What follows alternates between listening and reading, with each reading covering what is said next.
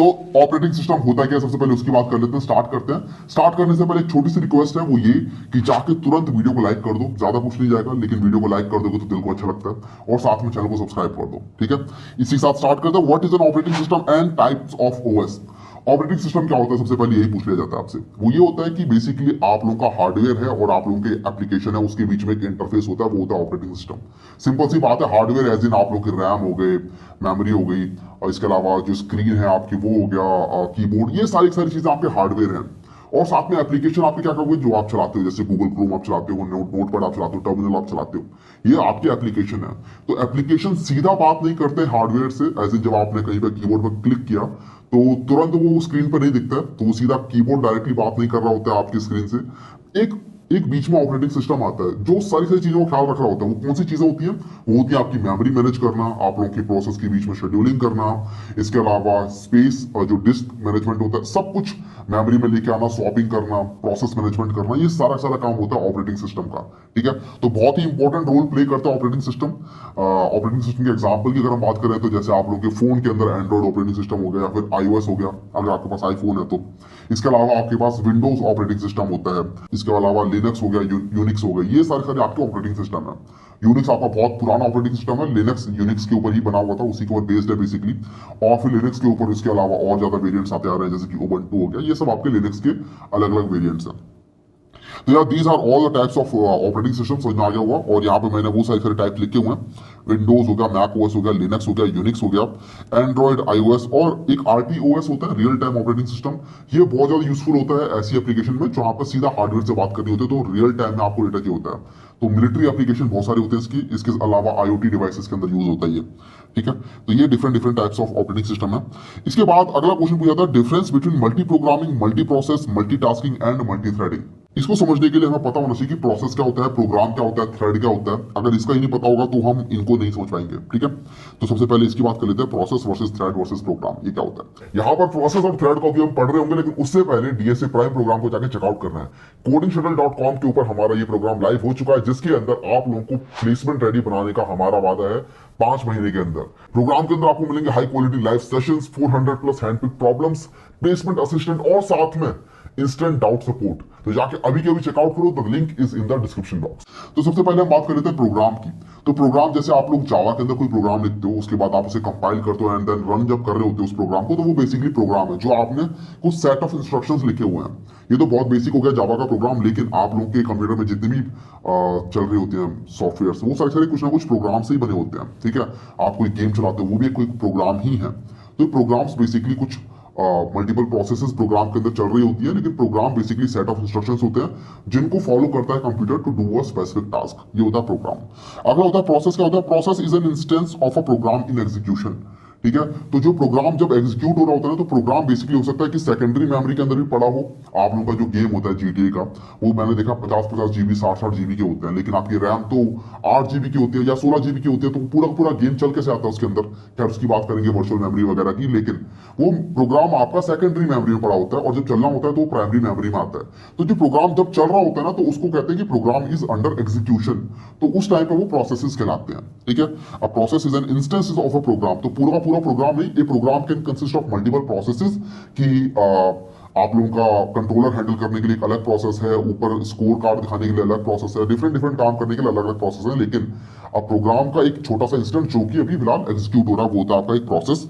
यहाँ पर एक और इंपॉर्टेंट बात वो ये कि हर प्रोसेस का अपना अपना खुद का PCB होता है। PCB मतलब प्रोग्राम कंट्रोल ब्लॉक। एक छोटा सा ब्लॉक होता है जिसके अंदर उस प्रोसेस रिलेटेड सारी इंफॉर्मेशन होती है कि ये प्रोसेस कितनी मेमोरी लेगा, इसके कोरस्पॉन्डिंग रजिस्टर्स कौन कौन से रजिस्टर्स, बेसिकली छोटी सी मेमोरी होती है जो बहुत ज्यादा फास्ट मेमोरी होती है।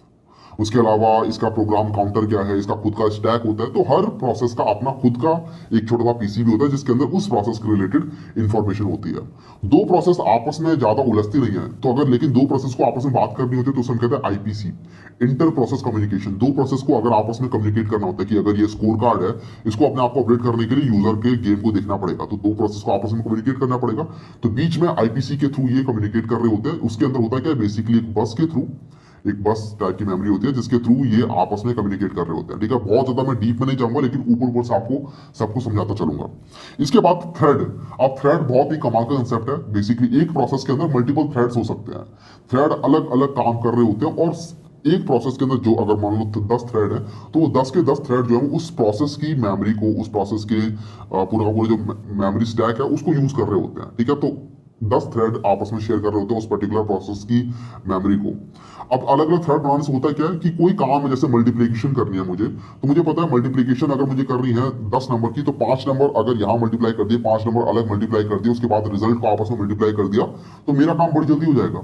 तो बजाय मैं ये करूं कि मैं एक एक करके 10 नंबर्स को मल्टीप्लाई करूं, मैं क्या करूंगा, एक टाइम पर 2 थ्रेड स्पॉन कर दूंगा कि 5 नंबर्स को एक थ्रेड मल्टीप्लाई करेगा, 5 थ्रेड्स नंबर्स को एक थ्रेड मल्टीप्लाई करेगा, एंड देन जो रिजल्ट आएगा उसको हम आपस में जोड़ देंगे। तो जो काम पहले सपोज करो 10 सेकंड में होना था, वो काम अब 5 सेकंड में हो गया, बिकॉज मैं मल्टी थ्रेडिंग यूज कर पा रहा हूँ।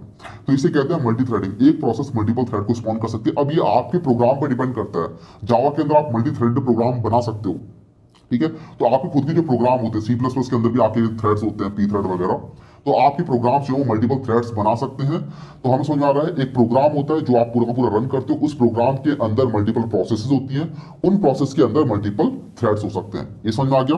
तो अब हम समझ में आएगा कि multi programming, multi process, multi tasking and multi threading ये क्या होता है। तो सबसे पहले बात कर लेते हैं मल्टी प्रोसेस एनवायरनमेंट की, मल्टी प्रोसेस ऑपरेटिंग सिस्टम की। तो बेसिकली एक ऐसा सिस्टम जहां पर मल्टीपल प्रोसेसेस एक साथ चल रही हैं एक सिस्टम के अंदर, उसे कहते हैं मल्टी प्रोसेस सिस्टम। और आजकल सारे सारे ऐसे होते हैं, मल्टीपल प्रोसेसेस चल रही होती हैं एक साथ साइमल्टेनियसली, और वो आपस में बीच में कम्युनिकेट भी कर रहे होते हैं थ्रू आईपीसी, और जो हमारा ऑपरेटिंग सिस्टम होता है वो मल्टीपल प्रोसेस को संभाल रहा होता है। मल्टी प्रोसेस सिस्टम बनाने से फायदा क्या होगा, बेसिकली फायदा ये हुआ कि अब हमारा जो काम है, हमारे अगर 10 काम थे, वो 10 काम साइमल्टेनियसली हो सकते हैं। तो हमें ये नहीं कि एक एक करके वेट करना पड़ेगा, हमारे 10 काम साइमल्टेनियसली हो सकते हैं। इसको एक बहुत अच्छी एनालॉजी से मैं समझता हूँ, जिसके अंदर मेरी मम्मी काम में आती है। वो ये कि जैसे मम्मी खाना बना रही होती है किचन के अंदर, तो मम्मी को आपने देखा होगा कि वो आटा भी गूंथ रही है, ठीक है, इसके अलावा वो सब्जी भी काट रही है, इसके अलावा कुछ हो सकता है ऑलरेडी बन भी रहा हो उस किचन में, तो मल्टीपल काम कर रही होती है। लेकिन ऐसा नहीं होता ना कि वो एक बार में एक काम कर रही होती है, वो एक बार में 10 चीजें संभाल रही होती है।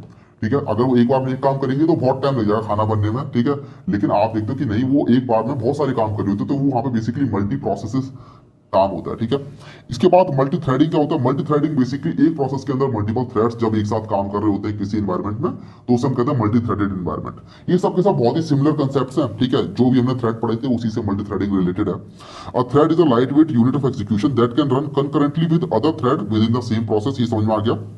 Threads share the same memory space and resources such as file handles and network connections.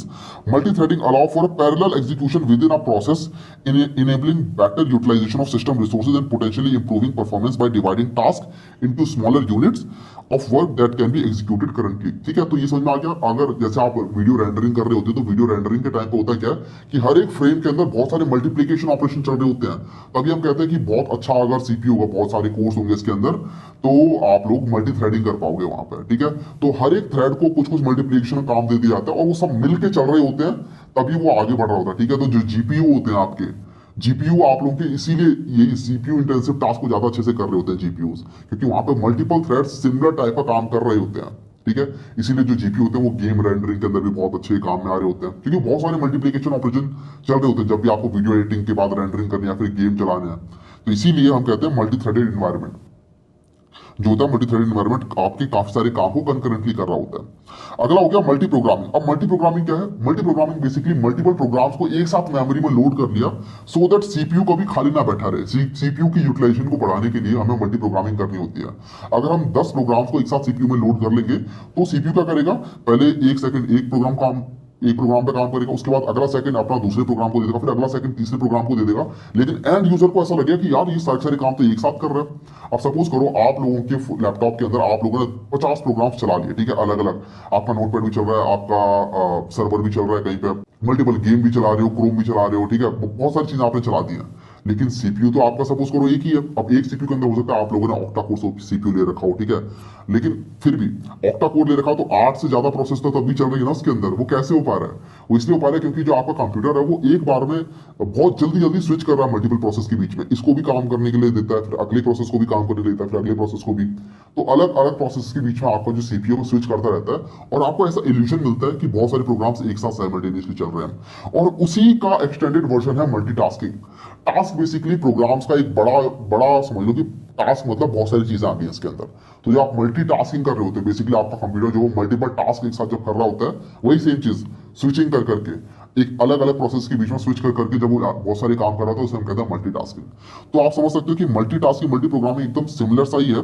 Multitasking is a technique that allows multiple task और process to run concurrently on a single CPU. The CPU time is divided among the task giving the illusion of parallel execution. वही बात है। तो हमें यहाँ पर I think ये process समझ में आ गया होगा, थ्रेड समझ में आ गया होगा। इसके अलावा मल्टी प्रोग्रामिंग और मल्टीटास्किंग क्या होता है, ये सारे सिमिलर से ही काम है। तो अगर आ ही गया है तो हम आगे मूव करते हैं और हम बात करते हैं वेरियस प्रोसेस स्टेट्स के बारे में। तो जब भी आप लोगों ने किसी प्रोग्राम को चलाया, सपोज करो मैंने चलाया नोटपैड को, मैंने डबल क्लिक किया नोटपैड के ऊपर और मेरा नोटपैड चल रहा है, तो मेरे मल्टीपल प्रोसेसेस हमारे ऑपरेटिंग सिस्टम के अंदर चलनी स्टार्ट हो जाते हैं, मल्टीपल प्रोसेसेस स्पॉन होने लग जाती हैं। ये स्पॉन कौन कर रहा है, वो प्रोग्राम नोटपैड वाला प्रोग्राम ही है जो ये सब स्पॉन कर रहा है। तो प्रोसेस के मल्टीपल स्टेट्स होते हैं कि जब सबसे पहले तो प्रोसेस हमारी होती है एक न्यू स्टेट के अंदर कि अब अभी प्रोसेस हमारी बनी ही है, ये प्रोसेस अभी हमारी बनी है और अब जब ये रेडी हो जाएगी तब हम इसको एग्जीक्यूशन के लिए आगे भेज रहे होंगे। तो हमारी जब नई नई प्रोसेस होती है तो इसका मतलब क्या है कि इसके लिए जो भी रिसोर्सेज हैं वो एलोकेट कर दिए जाते हैं, इसको बेसिकली अपना इसका खुद का एक पीसीबी बना दिया जाता है, प्रोसेस कंट्रोल ब्लॉक बना दिया जाता है। तो अभी फिलहाल इसका इनिशियलाइजेशन हुआ इस प्रोसेस का। उसके बाद ये प्रोसेस जाती है रेडी स्टेट के अंदर कि नाउ आई एम रेडी, अब मेरा काम हो गया, मेरा इनिशियलाइजेशन कंप्लीट हो चुका है, now I am ready to be executed कि अब आप मेरे को एग्जीक्यूट कर सकते हो। तो फिर वो रेडी स्टेट में चली जाती है। रेडी के बाद जो शेड्यूलर होता है वो शेड्यूल करता है प्रोसेस को और उसको रन स्टेट में डाल देता है। रन का मतलब कि अभी फिलहाल ये सीपीयू जो है वो इस प्रोसेस को एग्जीक्यूट कर रहा है, ठीक है। सीपीयू ने अपना कीमती टाइम जो है वो इस प्रोसेस को दे दिया और अभी फिलहाल ये प्रोसेस चल रही है, ये प्रोसेस रन हो रही है। अब रन होने के बाद हो सकता है कि जो प्रोसेस है वो किसी और काम में लग जाए। जब आप कोई प्रोग्राम लिखते हो, जैसे सपोज करो आपने सी का कोई प्रोग्राम लिखा, जैसे आप लोगों ने लिखा वो जीसीसी करके आपने प्रोग्राम रन किया कंपाइलर के अंदर और आपने सपोज करो उसके अंदर एक सी इन किया हुआ है, इनपुट ले रहे हो यूजर से, तो वहां पर आपका जो प्रोसेस है वो थोड़ी देर के लिए रुक जाता है क्योंकि वो आपके इनपुट का वेट कर रहा होता है। तो जब आईओ ऑपरेशन होता है, इनपुट आउटपुट ऑपरेशन जो होते हैं, उस टाइम पे वो प्रोसेस तो चल नहीं रही है, तो सीपीयू वहां पर वेट तो करेगा नहीं कि भाई ये प्रोसेस जब खत्म होगी तब मैं इसके साथ ही आगे बढ़ूंगा। नहीं, सीपीयू को और भी प्रोसेसेस देखनी है। तो सीपीयू क्या करता है, उस टाइम पे उस प्रोसेस को डालता है वेट स्टेट के अंदर। सीपीयू बोलता है सुनो भाई आईओ रिक्वेस्ट कर रहे हो तो ऐसा करो वेट स्टेट में चले जाओ, जब आपका आईओ ऑपरेशन कंप्लीट हो जाएगा तो मुझे बता देना, मैं आपको दोबारा से आपको रन कर दूंगा, ठीक है।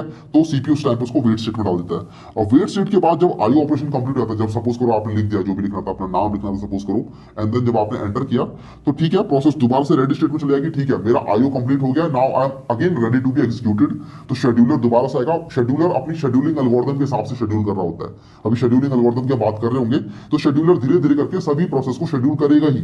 तो जैसे हमारा आईओ ऑपरेशन कंप्लीट हुआ, अगेन रेडी स्टेट में आ गया और रेडी स्टेट के बाद जब भी शेड्यूल होना होगा इस प्रोसेस को वो हो जाएगी, दोबारा से रन स्टेट में चली जाएगी। अगर दोबारा से आईओ ऑपरेशन करना होगा तो आईओ ऑपरेशन के लिए दोबारा से सीपीयू को वेट स्टेट में डाल देगा सो दैट वो अगली प्रोसेस को अपना टाइम दे सके। इस तरीके से हमारी प्रोसेस चलती रहती है और उसके बाद वो कंप्लीशन में चली जाती है। अगर हमारी प्रोसेस पूरी पूरी कंप्लीट हो गई, आपका प्रोग्राम पूरा पूरा रन हो गया तो प्रोसेस पूरी कंप्लीट, अब वो प्रोसेस हमारी फिर टर्मिनेशन स्टेट में चली जाती है। अब लेकिन इसके अलावा दो स्टेट और होती है जो आप देख लोगे, एक सस्पेंड वेट है और एक सस्पेंड रेडी है।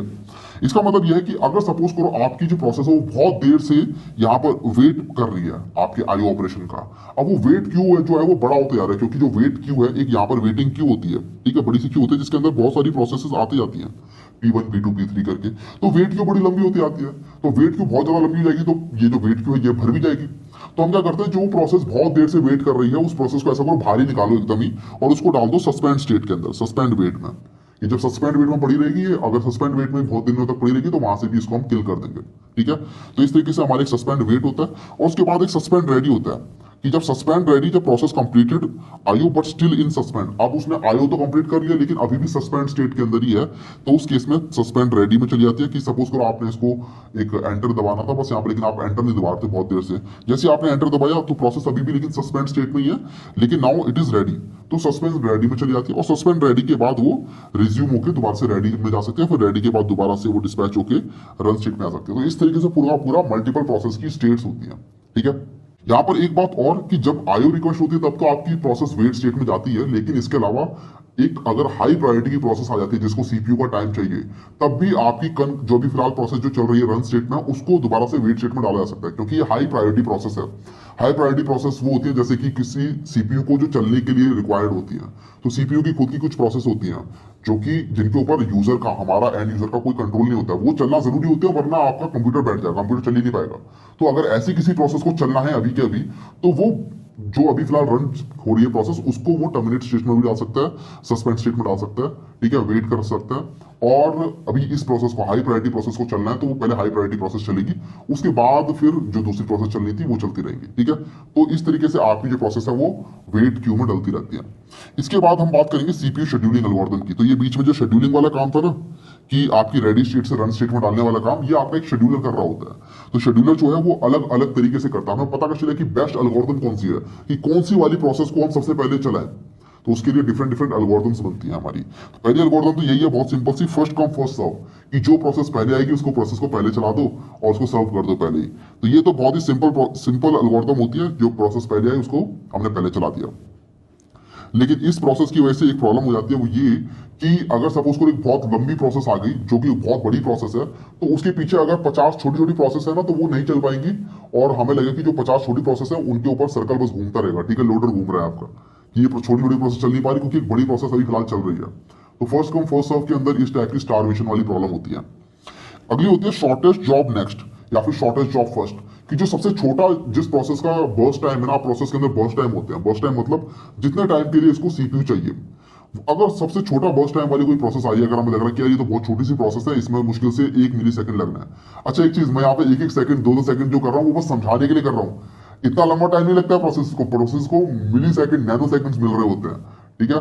तो बहुत छोटे छोटे फ्रेम में चल रही होती है। हम ह्यूमंस को पता भी नहीं चलता कि हमारे सिस्टम में इतनी सारी प्रोसेस चल रही होती है। सबको 1-1 सेकंड नहीं मिलते, मिली सेकंड का काम होता है, ठीक है, बस समझाने के लिए बोल रहा हूँ। अगला शॉर्टेज जॉब फर्स्ट के अंदर बेसिकली होता है कि कोई छोटी प्रोसेस आई है, उसको जल्दी से करके खत्म करो, आगे निकलो। तो शॉर्टेज जॉब फर्स्ट एक एल्गोरिथम होती है। शॉर्टेज जॉब फर्स्ट भी काफी हद तक ठीक है, लेकिन इसके अंदर भी अगेन स्टारवेशन प्रॉब्लम ये हो जाती है कि अगर छोटी छोटी प्रोसेसेस को हम डालते रहेंगे, तो फिर जो बड़ी प्रोसेस होगी वो कब चलेगी भाई, वो प्रोसेस तो बस वेट करती रहेगी वहां पे, ठीक है। तो ये भी, इसमें भी प्रॉब्लम है। अगली है हमारी राउंड रॉबिन। राउंड रॉबिन थोड़ी सी ठीक एल्गोरिथम है। राउंड रॉबिन के अंदर बेसिकली क्या होता है कि कुछ क्वांटा में डिवाइड कर देते हैं हम अपने टाइम को, सीपीयू के टाइम को, और हम बोलते हैं कि हर प्रोसेस को इतना इतना टाइम मिलता रहेगा सर्कुलर फैशन में।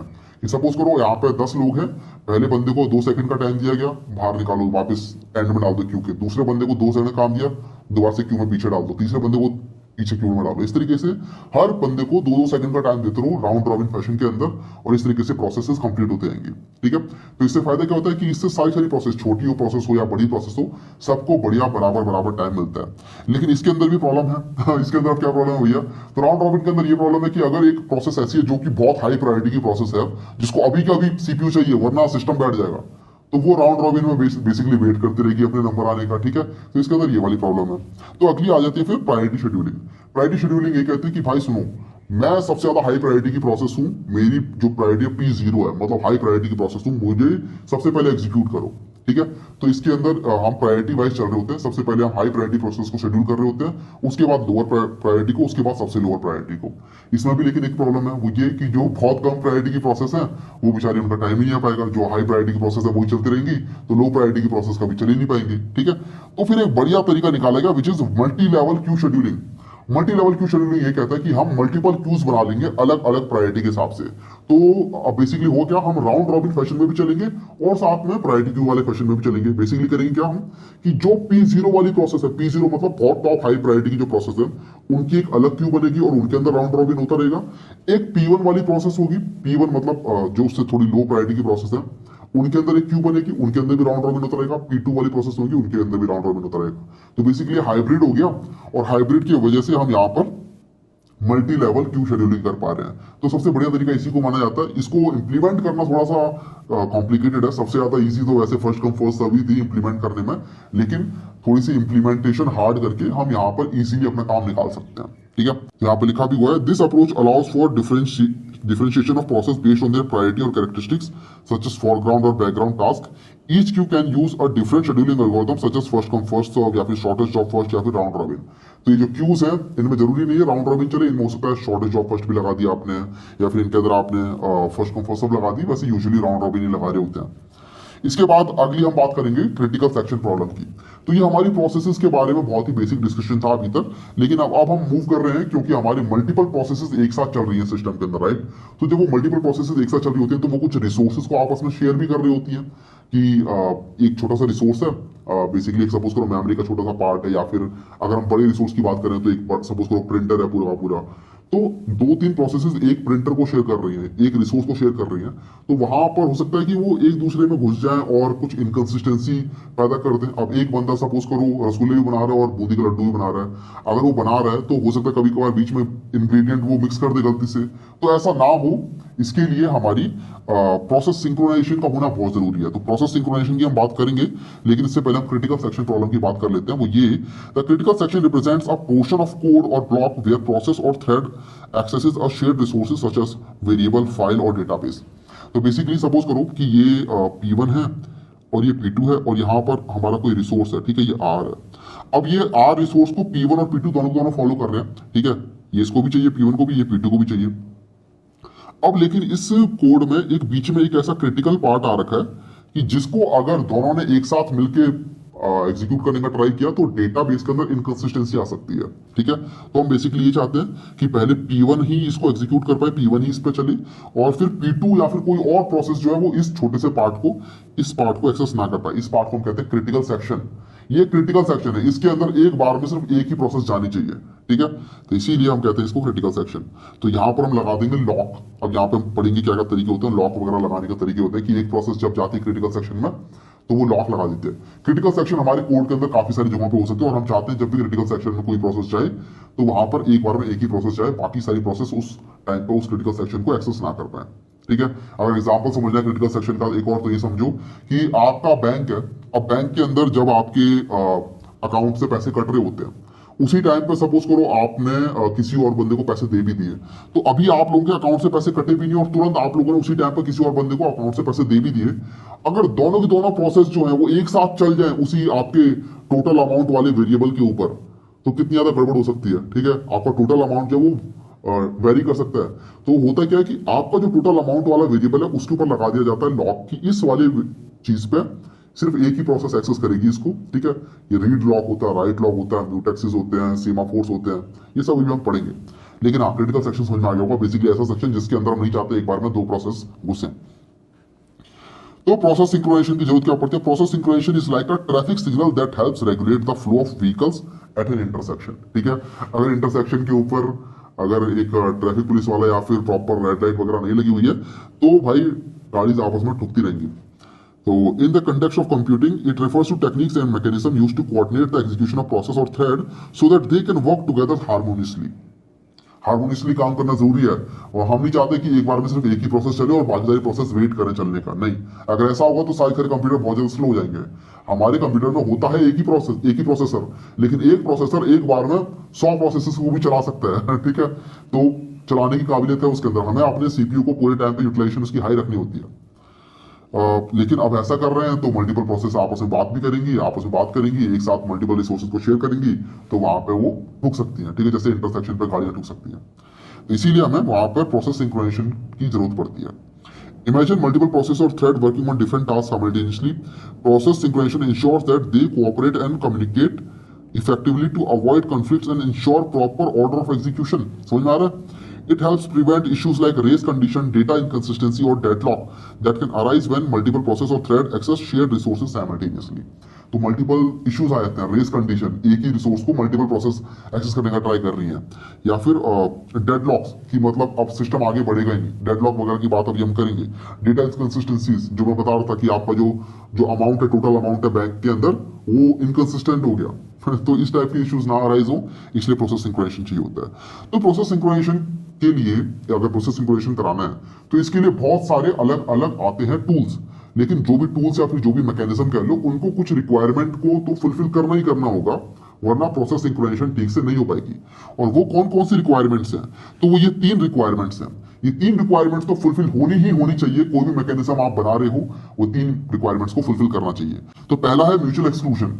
म्यूचुअल एक्सक्लूजन कहता है कि भाई अगर क्रिटिकल सेक्शन में कोई प्रोसेस जा रही है तो एक बार में एक ही प्रोसेस होगी जो क्रिटिकल सेक्शन को एक्सेस करेगी, दूसरी प्रोसेस नहीं घुस सकती उस क्रिटिकल सेक्शन के अंदर। तो ये तो होना ही चाहिए, अदरवाइज डेटा इनकंसिस्टेंसी वगैरह जो भी इश्यूज मैंने पहले बताए थे वो सब हो सकते हैं। तो म्यूचुअल एक्सक्लूजन तो उस सोल्यूशन को सुनिश्चित करना ही करना चाहिए। अगला ये कहता है कि प्रोग्रेस भी होती रहनी चाहिए। प्रोग्रेस कहता है कि भाई जो भी आप मैकेनिज्म बना रहे हो ना सिंक्रोनाइजेशन करने के लिए, वो ऐसा होना चाहिए कि कम से कम एक प्रोसेस तो आपकी क्रिटिकल सेक्शन में जानी चाहिए जब उसका मन करे जाने का। ठीक है, ऐसा नहीं कि डेडलॉक हो रखा है, प्रोसेस जाना तो चाहती क्रिटिकल सेक्शन में लेकिन डेडलॉक वगैरह हो गया और प्रोसेस जा नहीं पा रही है। तो प्रोग्रेस पूरे टाइम होती रहनी चाहिए। और तीसरा है बाउंडेड वेटिंग, कि अगर कोई प्रोसेस बाहर वेट कर रही है क्रिटिकल सेक्शन में जाने का तो इट शुड बी बाउंडेड। ये जो वेटिंग टाइम है ये बाउंड होना चाहिए, मतलब अपर बाउंड होना चाहिए इसके अंदर, कि ये नहीं कि मैं इन्फिनिटली वेट करती रहूंगी। मेरे को बता दो कि मैं कब जा सकती हूँ क्रिटिकल सेक्शन में, भले ही लंबा वेट करा दो मेरे से लेकिन बाउंडेड वेट कराओ मेरा। ऐसा नहीं मेरे को इन्फिनिटली आप छोड़ दो कि भाई तुम वेट करते रहो और मैं यहाँ पे स्टार हो जाऊं। ठीक है, तो ऐसा नहीं होना चाहिए। तो ये तीन चीजें अगर आप लोगों ने सुनिश्चित कर दी तो आप कह सकते हो कि आप लोगों ने बढ़िया सिंक्रोनाइजेशन मैकेनिज्म बना लिया है, जो कि मल्टीपल प्रोसेस अगर जिसमें क्रिटिकल सेक्शन को एक्सेस करने का ट्राई करेंगे भी तो भी कुछ सिस्टम फटेगा नहीं हमारा। अब फिर ऐसे कौन कौन से तरीके हो सकते हैं भैया जिसके अंदर ये तीनों चीजों का ख्याल रखा जाता है, तो उनकी अब हम बात कर लेते हैं। प्रोसेस सिंक्रोनाइजेशन मैकेनिज्म जिनके अंदर ऊपर वाला जो भी हमने ये तीन क्राइटेरिया पढ़े थे, तीन रिक्वायरमेंट्स पढ़ी थी, इनका ख्याल रखा जाता है। सबसे पहले लॉक्स या फिर म्यूटेक्सेस। म्यूटेक्सेस बेसिकली म्यूचुअल एक्सक्लूजन को कंबाइन करके म्यूटेक्स बना दिया, या फिर लॉक। तो मैं कह रहा था ना कि जैसे सपोज करो P1 को जाना था, यहाँ पे P1 ने क्या कहा, P1 ने लगा दिया लॉक। तो एक लॉक सिस्टम बना रखा है कोड में ही आपने कि जब P1 जा रहा है तो P1 ने लगा दिया उसके ऊपर लॉक, और P1 अब घुस चुका है क्रिटिकल सेक्शन में। तो अब अगर कोई और प्रोसेस घुसने का ट्राई करती है तो उस वेरिएबल को या फिर उस लॉक को चेक किया जाता है कि क्या लॉक लगा हुआ है इसके ऊपर। अगर लॉक लगा हुआ है तो हम वेट करते रहेंगे, यहाँ पे हम बार बार आपसे पूछते रहेंगे, मे बी पोलिंग करते रहेंगे आपसे बार बार कि अब हम जा सकते हैं क्या, अब हम जा सकते हैं क्या। और जब फिर P1 अपने क्रिटिकल सेक्शन में काम करके अपना निकल जाती है तो हम लॉक को रिलीज कर देंगे। वो P1 जाते टाइम लॉक को रिलीज कर देगी, तो अब लॉक रिलीज हो चुका है। तो जब अगली पोलिंग के अंदर P2 बोलेगा कि अब मैं जा सकता हूं, तो देखिए कि अब तो लॉक रिलीज हो चुका है, तो अब मैं पहले लॉक लगाता हूं और अब P2 क्रिटिकल सेक्शन में चला जाएगा। ठीक है, तो इस तरीके को कहते हैं हम म्यूचुअल एक्सक्लूजन। और इसको इंप्लीमेंट करने के काफी सारे कोड में तरीके होते हैं, वो आप जाके पढ़ सकते हो, लेकिन हाँ बेसिकली फंडा यही होता है। अगला हम बात कर लेते हैं सेमाफोर्स की। सेमाफोर्स भी बेसिकली लॉक लगाने का ही तरीका होता है, लेकिन इसके अंदर आपके दो टाइप के लॉक होते हैं। एक हो सकता है बाइनरी लॉक हो, जिसके अंदर आप लोग सिर्फ दो प्रोसेस को अलाउ करोगे, या तो लॉक्ड है या फिर अनलॉक्ड है। या फिर इसके अलावा इसके अंदर काउंटिंग सेमाफोर्स भी होते हैं, जिसके अंदर आप लोग मल्टीपल प्रोसेसेस को बोल सकते हो कि सुनो 5 प्रोसेस आ सकती हैं क्रिटिकल सेक्शन के अंदर, या फिर 4 प्रोसेस आ सकती है क्रिटिकल सेक्शन के अंदर, जिसमें आप काउंट डिफाइन कर सकते हो सो दैट बहुत सारी प्रोसेसेस को वेट ना करना पड़े। तो सेमाफोर्स होता है जो यूजुअली यूज किया जाता है, इसके अंदर काउंटिंग सेमाफोर्स को बहुत ज्यादा यूज करते हैं। यहाँ पे लिखा है counting semaphores allows a specific number of process और thread to access the shared resource simultaneously. Semaphores provide mechanism for mutual exclusion, signalling and coordination. Signalling का मतलब कि जब मैं जा रहा हूँ क्रिटिकल सेक्शन से तो मैं सिग्नल कर दूंगा कि हाँ भाई बाकी सारे आ जाओ। इसके अलावा कोऑर्डिनेशन तो हो ही रहा है। ठीक है, और अगला है रीड राइट लॉक। अब रीड राइट लॉक क्या कहता है कि बेसिकली इंपॉर्टेंट तो ये भी है, ये कहता है कि हम रीड करने के लिए मल्टीपल लोगों को आने देंगे, लेकिन राइट करना है तो म्यूचुअल एक्सक्लूजन होना चाहिए भाई। कि रीड करने के लिए अगर आ रहे हो तो 10 लोग भी आ जाओ रीड करने के लिए। अब जैसे सपोज करो एक पेंटिंग है, पेंटिंग लगी हुई है, तो उस पेंटिंग को देख तो 10 लोग सकते हैं, कोई दिक्कत नहीं है, लेकिन जब उसके ऊपर काम हो रहा हो तो एक बार में एक ही पेंटर काम करेगा, उसके ऊपर 10 पेंटर काम करेंगे एक बार में, तो दिक्कत हो जाएगी पेंटिंग के अंदर। ठीक है, तो रीड करना है तो कर लो जितने मर्जी आपके रीड, लेकिन राइट करने के टाइम पर म्यूचुअल एक्सक्लूजन अगर आपको लगाना है तो उसके लिए आप रीड राइट टाइप के लॉक भी लगा सकते हो, और ये भी सुनिश्चित करते हैं कि म्यूचुअल एक्सक्लूजन होगा, प्रोग्रेस होगा और बाउंडेड वेटिंग होगी। तो ये आपके वो तरीके हो गए। ठीक है, इसी के साथ हम आगे बात करते हैं डेडलॉक की। डेडलॉक का मतलब क्या है? डेडलॉक का मतलब ऐसा कि बस आप अटक गए और आप कुछ भी काम नहीं हो सकता। जैसे कि इसको बहुत एक अच्छे एग्जांपल समझते हैं कि सपोज करो आपको एक कंपनी में जाना है, प्लेसमेंट पानी है, और वहां पर जो इंटरव्यूअर है वो बोलता है कि सुनो भाई तुम्हारे पास एक्सपीरियंस नहीं है, पहले एक्सपीरियंस गेन करके आओ तब हम तुम्हें लेंगे। और फिर आप दूसरी कंपनी में आते हो, वो भी ये बोलता है कि आप पहले एक्सपीरियंस गेन करके आओ तब आपको लेंगे। तो इस तरीके से आपको एक्सपीरियंस चाहिए, लेकिन एक्सपीरियंस के लिए आपको प्लेसमेंट भी चाहिए, लेकिन प्लेसमेंट के लिए आपको एक्सपीरियंस चाहिए। ठीक है, तो डेडलॉक लग के आगे प्लेसमेंट नहीं लग पा रही। इस तरीके से ही सपोज करो एक प्रोसेस है P1, इसने एक रिसोर्स R1 को पकड़ा हुआ है और इसको नहीं छोड़ेगी ये, क्योंकि इसको जरूरत है इसकी, लेकिन इसको R2 भी चाहिए काम करने के लिए। अब P2 ने R2 को पकड़ा हुआ है कि मैं नहीं छोड़ूंगा R2 को, लेकिन मुझे R3 भी चाहिए काम करने के लिए। अब P3 ने R3 को पकड़ा हुआ है कि मैं R3 को नहीं छोड़ूंगा, लेकिन मुझे R1 चाहिए। तो यहाँ पे फिर किसी एक सर्कल बन गया और कोई रिसोर्स को छोड़ भी नहीं रहा है, क्योंकि रिसोर्स तो तब छोड़ेगा ना जब काम कंप्लीट हो जाएगा, लेकिन अगले रिसोर्स को भी वो ट्राई कर रहा है एक्सेस करने का, लेकिन वो अगला रिसोर्स किसी और प्रोसेस ने पकड़ रखा है। तो इस तरीके से जब एक सर्कल बन जाता है इस तरीके से, तो डेडलॉक लग जाता है और अब हमारा सिस्टम आगे नहीं बढ़ेगा। तो इस टाइप की सिचुएशन भी अराइज हो सकती है जब हम प्रोसेस सिंक्रोनाइजेशन की बात कर रहे हैं, क्योंकि मल्टीपल प्रोसेस एक साथ काम कर रही है और शेयर रिसोर्सेज को एक्सेस करने का ट्राई कर रही है। तो इस सिचुएशन को हम कहते हैं डेडलॉक। अब deadlock is situation where each of the computer process waits for a resource that is being assigned to another process. In this situation none of the process gets executed since the resource it needs is held by some other process that is also waiting for some other resource to be released. वही same चीज। तो भैया अब deadlock अगर करवाना है आपको, तो डेडलॉक के लिए क्या क्या कंडीशन होती है जिससे कि डेडलॉक लग जाएगा एक सिस्टम के अंदर। डेडलॉक बहुत बुरी बात होती है, ठीक है। कई सारे सिस्टम अभी हम देखेंगे डेडलॉक हैंडलिंग किस तरीके से होती है। तो आपके विंडोज के अंदर तो ये होता है कि डेडलॉक अगर आ गया सिस्टम के अंदर तो बंद कर दो क्रैश कर दो सिस्टम को, छोड़ो, कोई दिक्कत नहीं है, यूजर रिस्टार्ट कर लेगा सिस्टम। तो need necessary condition for deadlock. Deadlock सिर्फ तभी हो सकता है जब ये चार कंडीशन एक साथ मीट हो रही हो, ठीक है। ये चार कंडीशन अगर एक साथ मीट होंगी तभी डेडलॉक होगा, अदरवाइज डेडलॉक नहीं होगा। तो ये पूछा जा सकता है आपसे, मेरे से एक्चुअली अमेज़न के इंटरव्यू में पूछ लिया था कि डेडलॉक के लिए नेसेसरी कंडीशन क्या होती है। तो यही वो चार कंडीशन है, इन चारों का अगर एक साथ हो गई तो डेडलॉक लग जाएगा, अदरवाइज डेडलॉक नहीं लगेगा। अगर इनमें से एक भी नहीं हुई तो डेडलॉक नहीं लगेगा। चार कंडीशन कौन सी है? पहली है म्यूचुअल एक्सक्लूजन। म्यूचुअल एक्सक्लूजन ऐसा है मतलब कि एक रिसोर्स के ऊपर एक बार में एक ही प्रोसेस आ सकती है, दूसरी प्रोसेस उसको उस टाइम पे शेयर नहीं करेगी, ठीक है। तो अगर एक रिसोर्स को एक प्रोसेस ने पकड़ा हुआ है तो दूसरी प्रोसेस उस रिसोर्स को नहीं लेगी, म्यूचुअल एक्सक्लूजन हो रखा है। अगला होल्ड एंड वेट, कि एक प्रोसेस ने एक रिसोर्स को होल्ड किया हुआ है और दूसरी रिसोर्स का वेट कर रही है, तो hold and wait. No preemption, कि जब तक प्रोसेस कंप्लीट नहीं हो जाएगी तब तक रिसोर्स को छोड़ेगी नहीं, वो प्रीएम्प्टिवली नहीं छोड़ेगी, ठीक है। मतलब ऐसा नहीं कि अभी मेरा काम नहीं हुआ लेकिन मैं तब भी जाऊं छोड़ो रिसोर्स को छोड़ देती हूँ, अगर नो प्रीएम्पशन वाला सिस्टम बना रखा है तो। और उसके बाद सर्कुलर वेट, कि जब ये इस तरीके का जो वेट है वो सर्कुलर फॉर्म में हो जाता है, ठीक है। जैसे आप एक सर्कुलर वेट हो गया ना, देख लो ये जो वेट वाला जो आपका जो पूरा पूरा ये जो एरो बन रखा है, ये जो ग्राफ है ये एक तरीके से सर्कुलर वेट कर रहा है। ये चारों की चारों चीजें जब एक साथ होंगी तब आप लोगों का डेडलॉक अराइज हो जाएगा, ठीक है। इनमें से अगर एक भी कंडीशन नहीं होगी, सपोज करो म्यूचुअल एक्सक्लूजन को आपने हटा दिया। म्यूचुअल एक्सक्लूजन को हटाने का मतलब ये कि आप लोगों ने बोल दिया भाई सुनो, हमारा सिस्टम ऐसा है जिसके अंदर मल्टीपल प्रोसेस सेम रिसोर्स को शेयर कर सकती हैं, कोई दिक्कत नहीं होगी। तब यहाँ पे ये P1 आराम से अपना काम कर पाएगी, क्योंकि इसको R2 जो है R2 P1 भी एक्सेस कर सकता है। लेकिन अभी जो हमने सिस्टम देखा ये वाला, इसमें म्यूचुअल एक्सक्लूजन लगा हुआ था, तो ऐसा लगा होगा तब तो भाई डेडलॉक हो गई तुम्हारे सिस्टम में, ठीक है। या फिर होल्ड एंड वेट को हटा दो, कि मैं अगर एक प्रोसेस के ऊपर होल्ड कर रखा है तो दूसरे प्रोसेस में मैं वेट नहीं कर सकती, ये हटा दो तो भी आपकी डेडलॉक नहीं होगा। तो ये चारों चीजें जब एक साथ लगेंगी तभी डेडलॉक होगा, ठीक है। ये कंसेप्ट बहुत दिनों बाद समझ में आया था मेरे को भी, लेकिन अब आई थिंक आप लोगों को एक बार में समझ में आ गया होगा, ठीक है। इसके बाद डेडलॉक फिर अगर हैंडल करना है तो उसकी क्या क्या टेक्निक होती है, तो मल्टीपल टेक्निक्स होती है जिसके थ्रू हम डेडलॉक को हैंडल कर रहे होते हैं ऑपरेटिंग सिस्टम के अंदर, ठीक है। तो सबसे पहला तो डेडलॉक प्रिवेंशन। तो डेडलॉक प्रिवेंशन ये कहता है कि हमें डेडलॉक को प्रिवेंट करना है, ठीक है। तो प्रिवेंट करने के लिए हम क्या करेंगे, हम कुछ इस तरीके का सिस्टम लगा देंगे अपने कंप्यूटर के अंदर, अपने ऑपरेटिंग सिस्टम के अंदर, कि चार कंडीशन होती है, इन चारों में से कोई एक कंडीशन ना हो, तो हम ये चार में से एक कंडीशन नहीं होने देंगे। तो ये बेसिकली क्या हो गया कि जब भी कोई भी प्रोसेस किसी भी रिसोर्स को एक्सेस करने का ट्राई कर रही है तो हमेशा ये चेक किया जा रहा है सभी प्रोसेस के अंदर कि डेडलॉक ये चार कंडीशन तो मीट नहीं हो रही, और वहां पर फिर उनको अवॉइड करने का ट्राई किया जाता है, ठीक है। हो गया डेडलॉक प्रिवेंशन। उसके बाद डेडलॉक अवॉइडेंस। डेडलॉक अवॉइडेंस भी सिमिलर सा ही है डेडलॉक अवॉइडेंस, लेकिन कुछ कॉम्प्लिकेटेड एल्गोरिथम का यूज कर रहा होता है, जैसे बैंकर्स एल्गोरिथम उसमें से एक एल्गोरिथम है। और बैंकर्स एल्गोरिथम की हेल्प से या फिर कुछ और भी एल्गोरिथम की हेल्प से आप लोगों को प्रॉपर स्ट्रेटेजिकली रिसोर्सेज एलोकेट किए जाते हैं सो दैट डेडलॉक अवॉइड हो सके। तो ये डेडलॉक अवॉइडेंस की एल्गोरिथम होती है। कुछ डेडलॉक डिटेक्शन क्या करता है, ये चेक करता रहता है हर बार, मतलब बेसिकली हो सकता है 2-2 सेकंड पे, हर 30 सेकंड में, हर 4 सेकंड में, हर 1 मिनट पे ये सिस्टम को चेक करता रहेगा ग्राफ्स की हेल्प से, कि ये जैसे ग्राफ तो यही बन रहा है ना, तो इस ग्राफ के अंदर साइकिल तो नहीं है, अगर साइकिल है तो इसका मतलब डेडलॉक लग गया है। तो डेडलॉक को डिटेक्ट करता रहेगा पीरियोडिकली। तो डेडलॉक डिटेक्शन ये होता है। अगला होता है डेडलॉक रिकवरी। डेडलॉक रिकवरी के अंदर क्या करते हैं, ये डेडलॉक को हैंडल करने के तरीके हैं, ठीक है। अगला है डेडलॉक रिकवरी।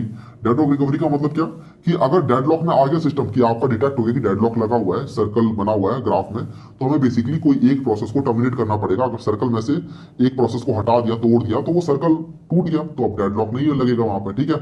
इस तरीके समझ लो, ऐसे इंटरसेक्शन पर 4 गाड़ी आके फंसी हुई है, इस गाड़ी को यहाँ जाना है, इस गाड़ी को यहाँ जाना है, इस गाड़ी को यहाँ जाना है और इस गाड़ी को यहाँ जाना है, ठीक है। तो यहाँ पर डेडलॉक लगा हुआ है, कोई भी गाड़ी कहीं नहीं जा सकती। अब अगर मैं यहाँ पे किसी एक गाड़ी को उठा दूं, बाहर निकाल दूं, ठीक है, फेंक दूं गाड़ी को तो अगर सपोज करो मैंने इस गाड़ी को निकाल दिया, इस गाड़ी को निकाल दिया, तो डेडलॉक खत्म। अब ये वाली गाड़ी नीचे चली जाएगी, उसके बाद ये वाली गाड़ी फिर यहाँ चली जाएगी और ये वाली गाड़ी फिर यहाँ चली जाएगी, डेडलॉक खत्म। तो इस तरीके से आप लोगों का डेडलॉक को रिकवर किया जाता है, एक प्रोसेस को टर्मिनेट कर दिया जाता है, वो प्रोसेस फिर बाद में चालू हो जाएगी, ठीक है। उसके बाद अगला है डेडलॉक इग्नोरेंस। और सबसे बढ़िया मुझे ये लगता है, क्योंकि डेडलॉक को ये जितने भी मेथड मैंने बताए ना, इनको इनको अगर आपको इंप्लीमेंट करना है ऑपरेटिंग सिस्टम में तो एक्स्ट्रा ओवरहेड है कि जब भी आप प्रोसेस असाइन कर रहे हो, जब भी आप रिसोर्स असाइन कर रहे हो, आप पूरे टाइम चेक करते रहोगे कि डेडलॉक में तो नहीं जा रहा सिस्टम। इसके अंदर ओवरहेड जाता है, ठीक है। मतलब सिस्टम को एक्स्ट्रा काम करना पड़ता है, सिस्टम अपना काम करे कि डेडलॉक को चेक करते रहे पूरे टाइम। तो इसलिए डेडलॉक इग्नोरेंस, क्योंकि डेडलॉक ये मान के चलते कि डेडलॉक कभी कभार ही होगा, 100 में से एक बार हो सकता है डेडलॉक अकर हो। अगर डेडलॉक अकर होता है तो हम क्या करेंगे, क्रैश कर देंगे सिस्टम को, ठीक है। तो डेडलॉक को हम इग्नोर मारते हैं, डेडलॉक इग्नोरेंस ही कहता है। विंडोज में यही हो रहा होता है, आपने देखा होगा कई बार कि अगर सपोज करो डेडलॉक लग जाता कई बार, तो वहां पे वो या तो आपका एक प्रोसेस को क्रैश कर देगा, ठीक है, अनएक्सपेक्टेडली क्रैश हो गया, कोई दिक्कत नहीं, यूजर दोबारा बाद में चला लेगा और डेडलॉक नहीं लगेगा, ठीक है। तो ये होता है डेडलॉक इग्नोरेंस, ठीक है। तो डेडलॉक वगैरह जो मैकेनिज्म है यहाँ पे, वैसे डेडलॉक अवॉइडेंस वगैरह ये सब कहाँ लग रहे होते हैं, ये सब आपके मिलिट्री ग्रेड जो मैंने आपको बताया था ना, real time operating system RTOS, उनके अंदर ये सारे के सारे चीजें लग रही होती है, क्योंकि वहां पे बहुत ज्यादा रिक्वायर्ड होता है। वहां पे हम कोई भी प्रोसेस ऐसी डिलीट नहीं कर सकते। आप जैसे ऊपर नासा किसी स्पेशल को भेज रही है, उसमें ऑपरेटिंग सिस्टम लगा हुआ है, वहां पे उन्होंने एक आध प्रोसेस को क्रैश कर दिया तो इतना बड़ा $1 बिलियन जिसमें लगे तो वो फूक जाएगा, ठीक है। तो वहां पर हमें डेडलॉक के हैंडलिंग के तरीके लगाने होते हैं, लेकिन डेडलॉक इग्नोरेंस हमारे विंडोज वगैरह में, लिनक्स के जो 1.2 के बने हुए सिस्टम, उनमें तो कोई जरूरत नहीं है, ठीक है। अगली बात करेंगे आप मेमोरी मैनेजमेंट की। तो अभी तक हमने जो बात की थी वो थी प्रोसेस के बारे में। प्रोसेसेस को हमने अच्छे से समझ लिया कि प्रोसेस कैसे बनती है, प्रोसेस की क्या क्या स्टेट होती है, कैसे शेड्यूल होती है। इसके बाद जब मल्टीपल प्रोसेस आपस में मिल रही होती है तो क्या क्या हो सकता है, डेडलॉक होता है, सिंक्रोनाइजेशन होता है, ये सब चीजें हमने देख लिया, प्रोसेस से रिलेटेड बात कर लिया। लेकिन प्रोसेस चलेगी कब, सीपीयू को प्रोसेस कब मिलेगी, जब सीपीयू उसको मेन मेमोरी में लेकर आएगा, सेकेंडरी मेमोरी से मेन मेमोरी में लेकर आएगा। तो जब मेमोरी में आता है तो ये वाला काम भी ऑपरेटिंग सिस्टम का ही होता है, मेमोरी मैनेजमेंट करना, मल्टीपल प्रोसेसेस को अपनी अपनी अलग अलग मेमोरी देना, या फिर किस तरीके से मेमोरी को मैनेज करना है, ये वाला काम भी ऑपरेटिंग सिस्टम का होता है। तो अब हम नेक्स्ट पार्ट में मूव करते हैं, विच इज मेमोरी मैनेजमेंट। तो मेमोरी मैनेजमेंट के अंदर आप लोग बेसिकली मल्टीपल तरीके से अपनी मेमोरी को डिवाइड कर देते हो, और दो तरीके होते हैं, एक होता है फिक्स्ड पार्टीशनिंग, होता है एक डायनेमिक पार्टीशनिंग, और भी हम मल्टीपल तरीके भी हम पढ़ेंगे वर्चुअल मेमोरी के थ्रू, सेगमेंटेशन, पेजिंग, ये सब भी तरीके होते हैं। तो पढ़ते हैं कि किस तरीके से आप अपनी मेमोरी को डिवाइड करते हो, सो दैट अलग अलग प्रोसेस इस मेमोरी के अंदर आ सके, ठीक है। मेमोरी का मतलब क्या है, रैम। मैं यहाँ पे मेमोरी का मतलब वो नहीं कर रहा जो आपकी हार्ड ड्राइव होती है 500 GB की, 2 टेराबाइट की, वो नहीं, वो तो सेकेंडरी मेमोरी है, ठीक है। उससे आपका ऑपरेटिंग सिस्टम का कुछ लेना देना नहीं है, ठीक है। मेन काम होता है आपका रैम से, जिसके अंदर आपका प्रोग्राम लोड होता है और रैम के अंदर ही आपका प्रोग्राम चल रहा होता है। तो इसमें सबसे पहले आता है फिक्स्ड पार्टीशनिंग। फिक्स्ड पार्टीशनिंग का मतलब ये है कि आप क्या करोगे, अपनी मेमोरी को फिक्स्ड पार्टीशंस में डिवाइड कर दोगे, जिनका साइज फिक्स्ड है। सपोज करो ये आपकी मेमोरी है, इसको आपने फिक्स साइज के ब्लॉक्स में डिवाइड कर दिया कि भाई 4-4 बाइट के हमारे फिक्स साइज होंगे, इसके अंदर हमारी प्रोसेसेस आ सकती हैं। तो यहाँ पर सपोज करो आ गई P1, यहाँ आ गई आपकी P2, यहाँ आ गई आपकी P3, इस तरीके से। तो फिक्स साइज के हमारे प्रोसेसेस आ सकते हैं, फिक्स साइज के ब्लॉक हैं जो अलग अलग प्रोसेस जिनमें जा सकती हैं। लेकिन इसमें इशू क्या होता है, इसमें इशू ये होता है कि कोई प्रोसेस सपोज करो 2 बाइट की है, लेकिन उसको आपने 4 बाइट के फिक्स ब्लॉक में डाल दिया, तो वहां पे जो एक्स्ट्रा 2 बाइट बच गए वो तो खाली बच गए ना। कि सपोज करो ये ऊपर के 2 बाइट में तो प्रोसेस डल गई P1, लेकिन नीचे के 2 बाइट खाली पड़े। सिमिलरली सपोज करो P2 जो है वो सिर्फ 1 किलोबाइट की है, तो बाकी जो बचा हुआ इतना सारा स्पेस है, इसने इतना सा स्पेस लिया छोटा सा, और जो बाकी सारा स्पेस है वो खाली पड़ा हुआ है। तो यहाँ पर इसकी वजह से होता है क्या, फ्रेगमेंटेशन हो जाता है, कि आपकी जो मेमोरी है वो फ्रेगमेंटेशन, कि आपकी मेमोरी में खाली जगह तो है, आपको दिख रहा है खाली जगह है, लेकिन वो यूज नहीं की जा सकती क्योंकि उसके अंदर ऑलरेडी एक प्रोसेस डली हुई है। अगर आप फिक्स्ड पार्टीशनिंग का यूज करते हो तो इसके अंदर आपका, इसे हम कहते हैं इंटरनल फ्रेगमेंटेशन, ठीक है, कि आपके जो ब्लॉक्स हैं उनके अंदर इंटरनली डिफरेंट डिफरेंट फ्रेगमेंटेशन हो रखे हैं। तो फिक्स्ड पार्टीशनिंग का हम यूज नहीं करते हैं। अगला हो गया डायनेमिक पार्टीशनिंग। डायनेमिक पार्टीशनिंग क्या कहता है, ये कहता है कि भाई सुनो, जो प्रोसेस आएगी, सपोज करो P1 आई तो P1 को हमने ये स्पेस दे दिया, ठीक है। P1 का अगर 4 बाइट का स्पेस था तो हमने 4 बाइट का स्पेस P1 को पकड़ा दिया। P2 को सपोज करो 2 बाइट ही चाहिए था, तो P2 को सिर्फ हमने 2 बाइट का दिया। उसके बाद सपोज करो P3 आई जिसको 8 बाइट चाहिए था, तो P3 को हमने 8 बाइट दे दिया, इस तरीके से। तो यहाँ पर आपको दिख रहा है कोई इंटरनल फ्रेगमेंटेशन का तो सवाल ही पैदा नहीं होता। लेकिन यहाँ पे एक दूसरी चीज होती है, वो होती है एक्सटर्नल फ्रेगमेंटेशन। वो क्या होता है कि अब अगर P2 ने अपना काम कर लिया तो P2 बाहर भी तो निकलेगा मेमोरी में से। अब पूरे टाइम रैम में थोड़ा पड़ा रहेगा। अगर आप गेम खेल रहे थे, गेम खेलने के बाद आपने क्रॉस बटन पे क्लिक किया, आपने गेम बंद कर दिया, तो अब गेम आपका रैम में थोड़ा पड़ा रहेगा, ठीक है। गेम तो रैम में से निकलेगा, ठीक है, तो रैम खाली होगी, उस टाइम पे आपकी मेमोरी खाली होगी।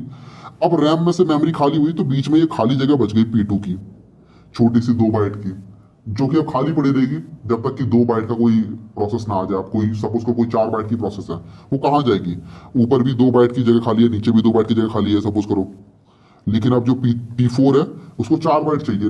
P4 जा ही नहीं सकती कहीं पे भी, क्योंकि ऊपर 2 बाइट की जगह खाली है, नीचे भी 2 बाइट की जगह खाली है, जगह तो है लेकिन P4 नहीं जा सकती है वहां पे। इसे हम कहते हैं एक्सटर्नल फ्रेगमेंटेशन। ठीक है, तो डायनेमिक पार्टीशनिंग के अंदर ये इशू हो जाता है। तो इसके बाद हम डायनेमिक पार्टीशनिंग के बाद हम बात करेंगे पेजिंग की, लेकिन उससे पहले हम बात कर लेते हैं कुछ एल्गोरिथम्स की जिनकी हेल्प से डायनेमिक पार्टीशनिंग लग रही होती है। वो एल्गोरिथम होती है फर्स्ट फिट, बेस्ट फिट और वर्स्ट फिट। फर्स्ट फिट क्या होता है?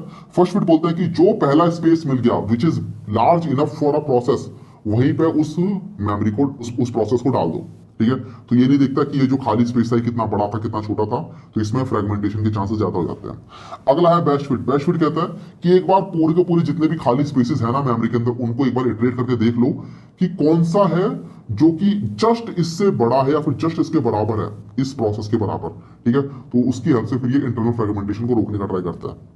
लेकिन जो बेस्ट फिट है इसके अंदर आपको दिख रहा होगा कि एक बार पूरे को पूरे इटरेट करना पड़ेगा, उसके बाद डलेगा, तो ये थोड़ा इनएफिशिएंट हो जाता है। और इसके बाद है अगला वर्स्ट फिट। वर्स्ट फिट क्या कहता है? वर्स्ट फिट कहता है कि जो सबसे बड़ी खाली स्पेस है ना, उसके अंदर प्रोसेसेस को डालना स्टार्ट करो, सो दैट अगर सपोज करो 8 बाइट का स्पेस है खाली, ठीक है, यहाँ पर सपोज करो प्रोसेस है, यहाँ पर सपोज करो प्रोसेस है, और यहाँ पे 8 बाइट का खाली स्पेस है, तो सबसे बड़ा स्पेस है इसी में डाल दो P4 को। ठीक है, P4 को यहाँ डाल दिया, और उसके बाद अब खाली स्पेस दोबारा से बच गया, तो अगर कोई किसी और मेमोरी को आना होगा वो दोबारा से इसमें डाल सकता है। ठीक है, तो इस तरीके से वर्स्ट फिट काम करता है। ये तीनों तीनों अलग अलग तरीके से यूज किए जाते हैं, और फिर भी ये बहुत ज्यादा अच्छे तो ये भी नहीं है। सबसे बढ़िया तो पेजिंग है, उसके बाद सेगमेंटेशन है, लेकिन सबसे बढ़िया जो है उनसे भी बढ़िया वो ये है सेगमेंटेशन और पेजिंग को एक साथ यूज करो और बेस्ट ऑफ बोथ वर्ल्ड पाओ। तो सेगमेंटेशन और पेजिंग क्या होता है, अब जरा उसकी बात कर लेते हैं। तो पार्टीशनिंग के अंदर, अच्छा मैंने फर्स्ट फिट, बेस्ट फिट और वर्स्ट फिट यहाँ पे लिखे ही हुए हैं, तो इनको आप जाके पढ़ सकते हो। ठीक है, ये मैंने आपको ऐसे बता ही दिया। तो अगला हो गया paging. In operating system, paging is a storage mechanism used to retrieve process from secondary storage into main memory in the form of pages. तो बेसिकली होता क्या है, अब हम यहाँ पर बोल देते हैं कि हमारा जो मेन मेमोरी है उसको हमने डिवाइड कर दिया बहुत छोटे छोटे पेजेस के अंदर। ठीक है, 1-1 किलोबाइट के पेजेस के अंदर हमने डिवाइड कर दिया है। तो हमारे पास हुआ क्या, यहाँ पर आप देख सकते हो कि ये आपकी मेन मेमोरी है। ठीक है, यहाँ पे लिखा हुआ है मेन मेमोरी है ये, और इस मेन मेमोरी को हमने छोटे छोटे पेजेस में डिवाइड कर दिया है। और अब हुआ क्या कि अब हमें कंटिन्यूअस फैशन में रखने की जरूरत नहीं है। पहले हम क्या कर रहे थे, कंटिन्यूअस फैशन में रख रहे थे, राइट, कि P1 पूरी की पूरी जो है एक ही जगह पे आएगी, फिर P3 जो है पूरी की पूरी एक ही जगह पे आएगी। हम बोलेंगे ऐसा करने की जरूरत नहीं है, हमने छोटे छोटे पेजेस में डिवाइड कर लिया है पहले तो, और उसके बाद हमने ये भी सुनिश्चित कर दिया है कि एक प्रोसेस जो है वो कंटिन्यूअस फैशन के बजाय किसी भी मतलब आधा हिस्सा ऊपर आधा हिस्सा नीचे ऐसे भी रह सकती है। तो इसकी हेल्प से हमारी काफी सारी फ्रेगमेंटेशन बच जाती है।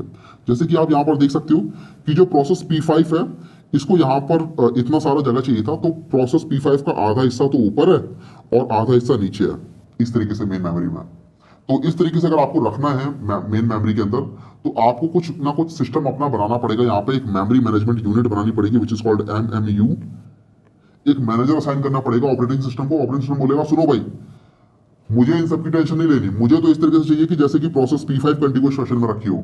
मैं टेंशन नहीं लूंगा कि इसका एक हिस्सा यहाँ पर है, दूसरा हिस्सा यहाँ पर है, तीसरा हिस्सा यहाँ पर है, चौथा हिस्सा यहाँ पर है। मुझे तो मैं एक मैनेजर असाइन कर देता हूँ इसके लिए, तो वो डेलीगेट कर देता है इस मैनेजर को, मेमोरी मैनेजमेंट यूनिट को, जिसका काम होता है ये मैपिंग करके रखना। ठीक है, कि P5 को अगर यहाँ पे ऑपरेटिंग सिस्टम को तो ये वाली जगह चाहिए, लेकिन ये वाली जगह एक्चुअल में कहाँ पर रखी है, तो ये वाली मैपिंग जो है वो मेमोरी मैनेजमेंट यूनिट जो है वो मैनेजर अपना काम करता है इस तरीके से। और इस चीज के लिए जो मैनेजर है ये एक डेटाबेस का यूज लेता है जिसका हम बोलते हैं पेज टेबल। ठीक है, पेज टेबल की हेल्प से मेमोरी मैनेजमेंट यूनिट इस चीज को सुनिश्चित कर पाती है। तो ये होता है बेसिकली पेजिंग। अब पेजिंग के बाद वर्चुअल मेमोरी में मूव करने से पहले आपको मैं पेज टेबल थोड़ा अच्छे से और समझा देता हूँ कि पेज टेबल थोड़ा सा एक्सप्लेन और अच्छे से कर देता हूँ। तो पेज टेबल करता क्या है, जैसे मैंने आपको बताया ऑपरेटिंग सिस्टम को तो चाहिए कि भाई सुनो, इस जगह के बाद मुझे इस जगह पर जाना है, मुझे नहीं पता ये जगह कहाँ पर है, मुझे तो इसके बाद इस जगह पर जाना है। तो मेरा जो प्रोग्राम काउंटर है वो तो ऐसे ही चलेगा, एक के बाद एक के बाद एक, ताकि मैं अपना काम आराम से कर पाऊँ भाई। ठीक है, तो ऑपरेटिंग सिस्टम को तो एक के बाद एक के बाद एक चलना है, लेकिन हमें पता है कि ये वाली जो जगह है ये तो भाई यहाँ पड़ी है। ठीक है, तो ये है मैनेजर का काम। मैनेजर क्या करता है, मैनेजर एक टेबल बना के चलता है। मैनेजर बोलता है सुनो, ये प्रोसेस की टेबल, ये बेसिकली मैपिंग होती है यहाँ पर। ठीक है, इस टेबल के अंदर सिर्फ 2 कॉलम होता है, बहुत सारी रोज होती हैं। इस जगह पे होता है ऑपरेटिंग सिस्टम को जो चाहिए, जिसका नाम होता है लॉजिकल स्पेस। ठीक है, लॉजिकल एड्रेस कह लो, लॉजिकल स्पेस कह लो, ये लॉजिकल एड्रेस है जो कि ऑपरेटिंग सिस्टम को चाहिए होता है। ऑपरेटिंग सिस्टम बोलता है कि सुनो मुझे ये लाके दो। लेकिन ये जो है वो यहां पर पड़ा हुआ है फिजिकल एड्रेस पे, ठीक है, फिजिकल एड्रेस। तो ये जो टेबल है इसके अंदर ये मैपिंग हो रखी होती है और इस मैपिंग की हेल्प से MMU basically memory management unit operating system को फिजिकल एड्रेस पे पहुंचा पाती है, बोलती है कि सुनो यहाँ पे आपको मिल जाएगा, सुनो यहाँ पे आपको मिल जाएगा, सुनो यहाँ पे आपको मिल जाएगा। तो ये वाले टेबल बना के रखनी जरूरी होती है। अब यहाँ पर हम ये टेबल बना रहे हैं तो एक्स्ट्रा ओवरहेड हमारा टेबल बनाने के लिए लग रहा है कि हमें भाई टेबल ही मैनेज करनी पड़ रही है अपनी खुद से, लेकिन एटलीस्ट हमारी फ्रेगमेंटेशन नहीं हो रही है। तो ये वाला तरीका बहुत ज्यादा हाईली यूज किया जाता है। वर्चुअल मेमोरी क्या होता है? वर्चुअल मेमोरी बहुत ज्यादा पूछे जाने वाला क्वेश्चन है, इंटरव्यूज के अंदर पूछ लेते हैं लोग, वर्चुअल मेमोरी बताओ। चलो अब सुन के तो लगता है भाई क्या ये वर्चुअल मेमोरी मतलब मेमोरी है नहीं, वर्चुअल मतलब दिमाग में कोई मेमोरी है ऐसा कुछ नहीं है। बेसिकली होता क्या है कि जैसा आपको बताया कि मल्टीपल प्रोसेसेस चल रही होती है एक बार में, एक प्रोसेसर मल्टीपल प्रोसेसेस को चला रहा होता है, लेकिन हमें पता है कि हमारा जो गेम है वो 56 GB का है, लेकिन वो सिर्फ 16 GB रैम के अंदर आ गया। और 16 GB रैम के अंदर सिर्फ एक गेम नहीं चल रहा है, इसके अलावा क्रोम भी चल रहा है, इसके अलावा नोटपैड भी चल रहा है, इसके अलावा ऑपरेटिंग सिस्टम के रिलेटेड जो भी प्रोसेस होती हैं वो भी चल रही हैं। तो सब कुछ ही चल रहा है और गेम भी आराम से चल पा रहा है, लेकिन गेम 56 GB का है। तो भैया होता क्या है, देखो कि एक प्रोग्राम है उसके अंदर मल्टीपल प्रोसेसेस होती हैं और सभी प्रोसेसेस की रिक्वायरमेंट एक बार में नहीं होती है कंप्यूटर को, ठीक है, एक प्रोग्राम को चलने के लिए। अब अगर आप गेम खेल रहे हो तो गेम खेलते टाइम आपको स्कोर कार्ड की जरूरत नहीं है, गेम खेलते टाइम आपको जो जहां पे एवेटार चूज कर रहे थे वो वाले प्रोसेस की जरूरत नहीं है, ठीक है। तो मल्टीपल प्रोसेसेस बनी होती है प्रोग्राम के अंदर, तो आपकी जो शुरुआत वाली लोडिंग एनिमेशन है उसकी जरूरत नहीं है, तो उसको लोड नहीं करते हैं, उसको तब लोड करते हैं जब उसको दिखाने का टाइम आता है, ठीक है। तो होता है क्या है, एक बहुत अच्छी टर्म भी है कंप्यूटर सिस्टम के अंदर, वो ये कि 90% ऑफ द टाइम एक प्रोसेस सिर्फ 10% of the memory he use कर रही होती है, ठीक है। तो 90% ऑफ द टाइम सिर्फ 10% ऑफ द मेमोरी यूज कर रही है, बाकी 90% ऑफ द मेमोरी वो यूज नहीं कर रही होती है, ऐसा होता है। तो क्यों ना हम एक काम करें कि हमारे पास मेमोरी तो है, तो इस मेमोरी के अंदर हम डिमांड के हिसाब से चीजें डालेंगे, इसे हम कहते हैं डिमांड पेजिंग, कि जिस चीज की डिमांड है, जिस प्रोग्राम के अंदर प्रोसेस के अंदर जिस कोड की डिमांड है, सिर्फ उसी पीस ऑफ कोड को हम लोड करेंगे अपनी मेन मेमोरी के अंदर, और जब उसकी डिमांड खत्म हो जाएगी तो उसको निकाल देंगे मेमोरी के अंदर, और अगर किसी और प्रोसेस को कोई और पेज चाहिए तो उस पेज को लोड कर देंगे। तो इस तरीके से हमें ऐसा लगता है कि हमारे पास मेमोरी तो बहुत सारी है, ठीक है, लेकिन मेमोरी अभी भी हमारे पास 16 GB की है। इस कंसेप्ट को हम कहते हैं वर्चुअल मेमोरी, ठीक है। इसको थोड़ा और से समझ लेते हैं। तो अब यहाँ पर वही अगेन, अगर आपकी रैम बड़ी होगी तो डिग्री ऑफ मल्टी प्रोग्रामिंग बढ़ जाएगी आपकी। अगर रैम आपकी 8 GB है तो आप कम प्रोग्राम्स लोड कर पाओगे, क्योंकि वो जो आपका जो वर्चुअल स्पेस है वो जल्दी बढ़ जाएगा, ठीक है। वहीं पे अगर आपके पास 16 GB रैम है तो आप उसमें और ज्यादा प्रोग्राम्स को लोड कर पाओगे, ठीक है। तो इसीलिए हम कहते हैं कि ज्यादा रैम का मतलब ज्यादा प्रोग्राम्स लोड हो गए। इसका मतलब ये नहीं है कि आपका सीपीयू फास्ट हो गया है, सीपीयू की स्पीड तो क्लॉक स्पीड पर डिपेंड करती है, लेकिन ज्यादा प्रोग्राम आप लोड कर पा रहे हो तो डिग्री ऑफ मल्टी प्रोग्रामिंग बढ़ गई है, तो आपके कुछ प्रोग्राम हैंग नहीं होंगे, ठीक है। प्रोसेस पूरी टाइम पेजेस को निकालेगी नहीं, फेंकेंगी नहीं, ठीक है। तो प्रोग्राम भी आगे बढ़ता रहेगा, प्रोग्रेस होती रहेगी। समझते हैं वर्चुअल मेमोरी को अच्छे से। Virtual memory is a concept that lets computer use more memory than it actually has. It creates an imaginary memory space by combining physical memory and secondary memory. तो होता क्या है, आपकी रैम तो वही 16 GB की है, लेकिन जो आपका फिजिकल मेमोरी है विच इज 500 GB की या फिर 1 TB की, उसको भी कंबाइन कर दिया जाता है। उसको कंबाइन तो ऐसे कर नहीं सकते, जो ऑपरेटिंग सिस्टम है वो तो बात करता है मेन मेमोरी से ही। तो होता है क्या, मेन मेमोरी से स्वैपिंग चलती रहती है पूरे टाइम, जिस चीज की जरूरत है उसको डालेंगे हम और जिस चीज की जरूरत नहीं है उसको निकाल देंगे हम। तो आई थिंक हमें वर्चुअल मेमोरी समझ में आ गया। बेसिकली एक ऐसा कंसेप्ट है जिसके थ्रू हम बहुत सारी प्रोसेसेस को स्टोर कर सकते हैं, और ऑपरेटिंग सिस्टम को ऐसा लगता है कि जैसे पता नहीं इस यूजर के पास कितनी बहुत मतलब टेराबाइट्स के अंदर इसके पास मेमोरी है, ठीक है, लेकिन ऐसा होता नहीं, हमारे पास इतनी सारी मेमोरी नहीं होती। तो हम आगे मूव करेंगे और पेज रिप्लेसमेंट एल्गोरिथम की बात करेंगे। तो जो मैंने अभी बात करी थी ना पेजिंग की, कि पेजेस हमारे बने होते हैं और वो पेजेस जब रिक्वायर्ड होते हैं तब वो पेजेस डल रहे होते हैं, और जब रिक्वायर्ड नहीं होते तो पेजेस को निकाल दिया जाता है। तो उसके लिए भी एक एल्गोरिथम होती है, जैसे कि हमने शेड्यूलिंग एल्गोरिथम देखी थी, उसी तरीके से हमारी पेज रिप्लेसमेंट एल्गोरिथम भी होती है कि किस पेज को रखना है मेमोरी में, किस पेज को निकालना है, सो दैट पेज फॉल्ट कम से कम हो। बेसिकली होता क्या, पेज फॉल्ट होता है कि जब आपकी मेमोरी को, जब आपके प्रोग्राम को एक मेमोरी पीस ऑफ कोड की रिक्वायरमेंट है और वो आपके मेमोरी के अंदर नहीं पड़ा हुआ है, प्राइमरी मेमोरी के अंदर नहीं है, तो उस टाइम पे होता है पेज फॉल्ट। उस टाइम पे क्या होता है कि सेकेंडरी मेमोरी से प्राइमरी मेमोरी के अंदर एक पेज को लाया जाता है, या फिर जहां पे ऑलरेडी उस पेज में कुछ और रखा होता है, तो पेज स्वैपिंग होती है। अभी जो पेज स्वैपिंग वाला काम है ना, ये बहुत स्लो होता है। सबसे फास्ट चीज होती है वो होती है कंप्यूटिंग एज इन जब कंप्यूटर आपके प्रोग्राम को रन कर रहा होता है, सबसे फास्ट ऑपरेशन वो होता है। लेकिन जो आईओ ऑपरेशन होता है ना, जिसके अंदर आपकी सेकेंडरी मेमोरी से प्राइमरी मेमोरी के अंदर लोड किया जाता है चीजों को, वो आपका बहुत स्लो ऑपरेशन होता है। तो हम चाहते हैं कि कम से कम पेज फॉल्ट हो, ज्यादा से ज्यादा पेज हिट हो। पेज हिट का मतलब जिस पेज की रिक्वायरमेंट थी वो प्राइमरी मेमोरी के अंदर पड़ा हुआ है। तो हमें बेसिकली इस टाइप की एल्गोरिथम्स इंप्लॉय करनी होती है पेज रिप्लेसमेंट के टाइम पे, सो दैट हमारे पेज फॉल्ट कम से कम हो और पेज हिट सबसे ज्यादा हो। ठीक है, तो सबसे पहली तो बहुत basic algorithm which is again first in first out page replacement algorithm. Basically होता है कि हमारे पास कुछ लिमिटेड नंबर ऑफ पेजेस होते हैं और उन्हीं के अंदर हमें पेजेस को डालना होता है। ठीक है, पेजेस के जो स्पेस होते हैं वो हमारे लिमिटेड नंबर होते हैं।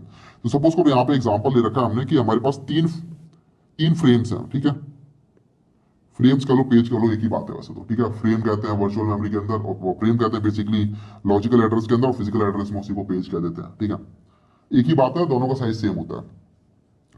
तो सपोज करो हमारे पास इस ऑर्डर में आ रही है रिक्वेस्ट कि अभी मुझे 6 नंबर का पेज चाहिए, अभी मुझे 1 नंबर का चाहिए, अभी मुझे 1 नंबर का चाहिए, दो बार मुझे 2 नंबर का चाहिए। इस तरीके से मुझे पेजेस चाहिए, मेरे प्रोग्राम्स को इस तरीके से पेजेस चाहिए।